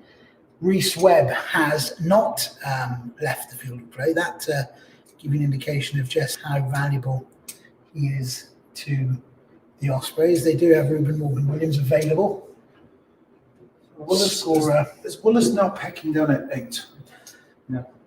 He's going, and I think that's probably the most sensible place to put him because he can cause the least trouble there. You want to have your two, wouldn't you think? You want to have your two most. He's played more out of position. Yeah, than he goes in yeah, position yeah. this whole game. But you got 2 back rowers that can actually play. You know, that can. Who theoretically should know what they're doing from the side of the scrum. By the time it gets round to number 8 from 5 metres away, the damage will be done.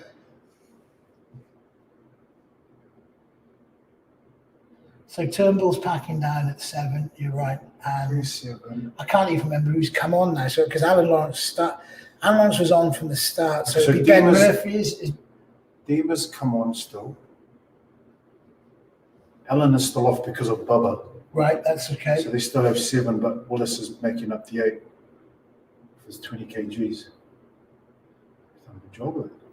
Doing very well. Oh. It's a very, very solid scrum. Stay down.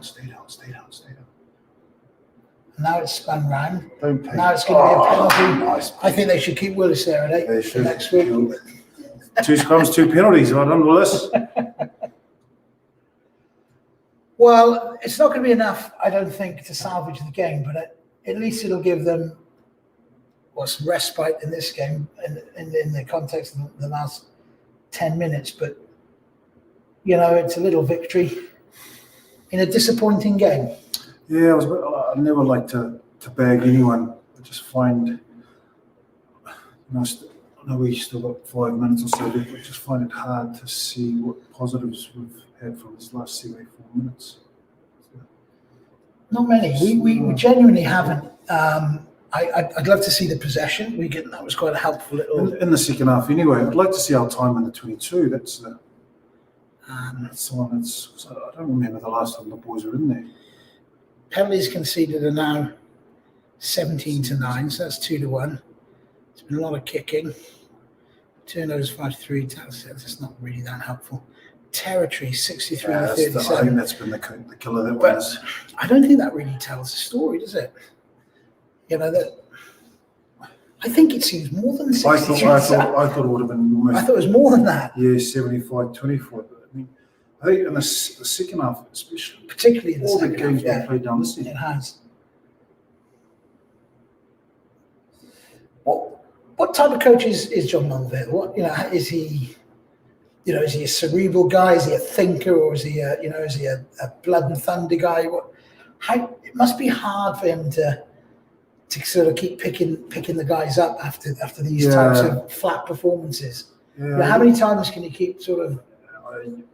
I would have hated to be in his. Well, I hate to be in his position, But he's got a good coaching staff around, with Hodgie, Richie. Yeah. Well, the defence, to boys, be fair, what's been the defence of the Blues, I think, has been the strength of the season. Yeah, that probably is. Yeah. But it's just the discipline and the top 2 inches, isn't it? You know, just frustrating, making isn't it? bad decisions in the wrong places and at the wrong time. Not that there is a good time to do it. Reece Webb will feed this latest of scrums, which is 5 metres outside the Blues 22, and Kieran Williams just walks through. No tackles at all until he's pulled down about 10 metres short of the Blues line, but the Blues turn it over. So that's some good work, and if they can go quickly, Lloyd Williams gets the ball away to Willis. That's a high tackle. Now he's on the deck, right in the shadow of the Blues post, desperately trying to do something hollow. And that's a good drive. Away they come again. Boys going to just run everything, aren't they? Seb Davis is off his feet there, but he's okay. I think Ben White is gonna give him a break for a change. James Ratty is over it. Lloyd Williams really had no option to kick there. But he's really put. Can't see who it is it? Whoever it was, he put him in a whole world of trouble. And now Lloyd Williams then box kicks or touch kicks and finds a touch like 3 or 4 meters the other side of the Blues 22, and there's just an opportunity for the Blues to breathe. But when they do and they look up at the clock, it tells a sorry tale. They trail by 3 points to 17, both of the Osprey tries coming through their forward dominance, you'd have to say. They put the Blues under huge pressure. Actually, I'm not sure they have. Have they put the Blues under huge pressure, or the Blues have put themselves under a lot of pressure? There's a lot of, that's what we're talking about, this kicking. Eventually someone makes a mistake. So then if you're talking about pressure, you look at the yellow cards, Yeah. they all come from the forwards. Yeah. So there's a bit of correlation there between, the packs. And I have to say, I'm not sitting here as an angry Blues fan, angry with the referee. The yellow cards mirrored the game. Yeah. They mirrored what was happening on the field.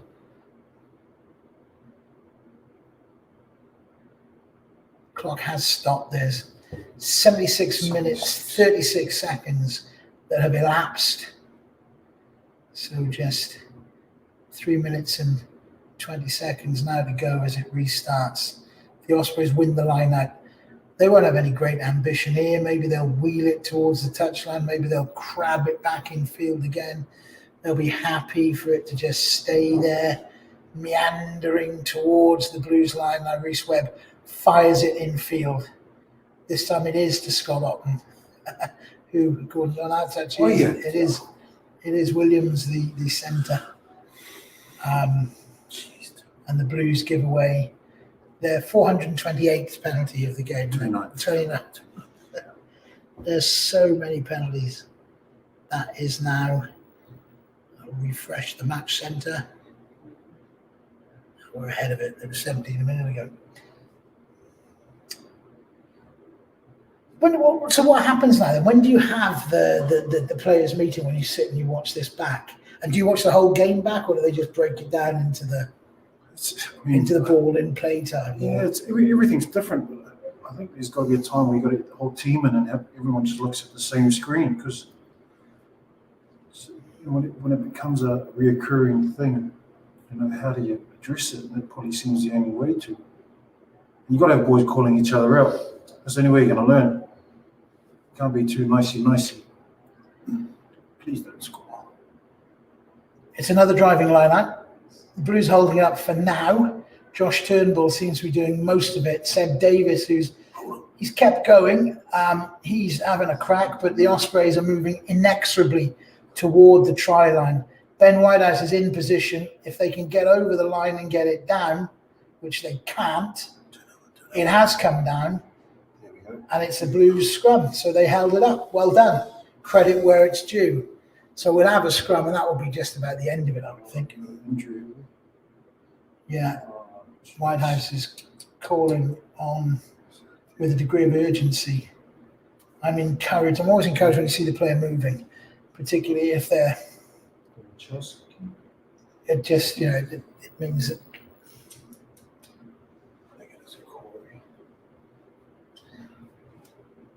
Just trying to see who's. Just seemed like that whole body of people just fell on it.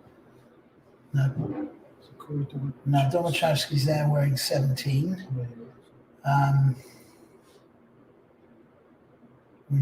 Can't be Scott Andrews because Ahip is there.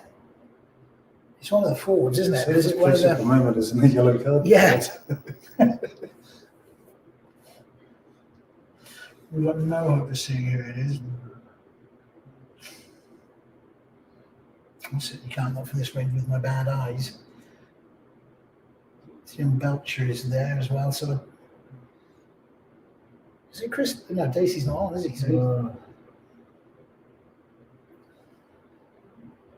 Oh, jeez. so it looks a bad one. I mean, the paramedics are coming on. Yeah.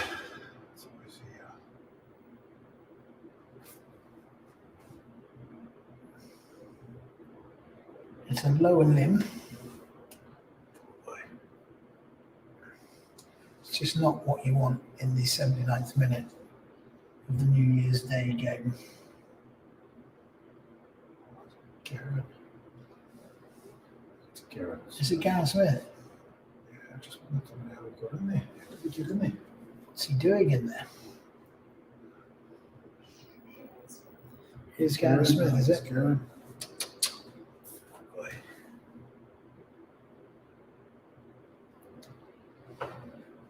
There's a couple of, I'm not sure the hazmat suits are necessary. There's a couple of guys, paramedics in absolute top to tail, bright white, brilliant white, almost like the forensics officers that you see. CSI guys, isn't it? Yeah. See, exactly that. Oh, shame. But there's no, you'd have thought by now they'd have had the stretcher on. Or they need to stabilise the joint, do they? I don't think there's no. I think it's a leg injury. I don't think it's a lower limb injury, isn't it? Not a. That's about now they bring the old golf buggy up, don't they? Oh, there's the stretcher there. Oh, here it comes. They're building it. So we can see from the replay. Oh, these are the replays of the tries. So that was Ethan Phillips' try. I think this one's going to be. He manages to. I think this is the try that this is a replay of the earlier try. Oh, Oh no, is this? Oh, this Yeah, is so that's the penalty penalty try.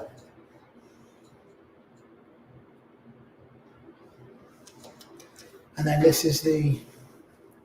Is this going to be the injury or is this a replay of the penalty try? They tend not to replay injury things, Yeah, don't they? I think that's the best. That's the penalty try.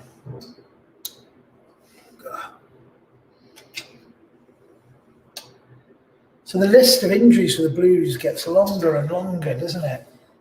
There's some good news on the horizon in that Ellis Jenkins is due back soon. Same with Josh Navidi. Ellis has been out for a long. We were talking to Ellis about that. That he's been out of the game for 2 years. Yeah. That's a long time. You'd forget that. It's a long time to be out of the game in terms of conditioning, isn't it? Mentally, probably mentally more for his, and because he's still young and he would have been the Welsh captain. Yeah. To be honest. Yeah, So he had all that lined up, and for him to keep his mental strength as strong as it is throughout these last 24 months is a true testament to him. It has been a long time, and I really enjoyed playing with him. It always seems that way because we've had Ellis, Navs, Oliver, all healthy sevens.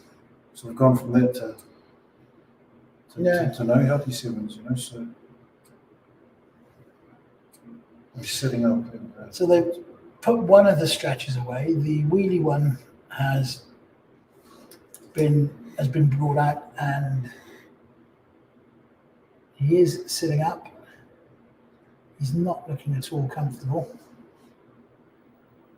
The stretcher is on wheels, and he's been wheeled off. They're looking for the artificial grass. It doesn't roll too well on the real grass. They get it to the artificial grass, and he's taken off. It looks like a right leg that has been stabilised by the blocks and the Velcro straps. One would imagine it's his knee. And that is a sad sight to see on the first day of a new year, with just 1 minute and 10 seconds left on a clock of a game that the Blues have been a distant second in, losing to a team who are a distant third in the league in which they're playing in League B. No, they're in League A, aren't they, the Ospreys? But some 20 points adrift of Leinster, who are in second place. So just not much fun for the Blues here tonight. I'm afraid nothing of any great joy to report, other than the fact I've had a good couple of hours with you, Big Nick. We've had a couple of chuckles. We will do a quick debrief before we wrap it up. The final whistle will be coming in, well, it can't come soon enough, really. It's been a fairly dispiriting evening. Lloyd Williams is going to feed this scrum with 10 seconds remaining. You almost feel as though he might just run it and kick it off the field, even though there's no hope of winning. Rhys Webb has stolen it from him and picked him up and driven him back over his own line.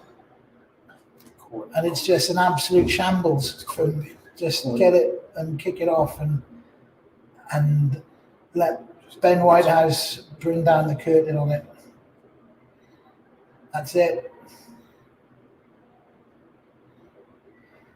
That is the long, shrill blast on the whistle that Ben Whitehouse, the referee, delivers, and the Ospreys have been good value for a 17-3 victory over the Blues.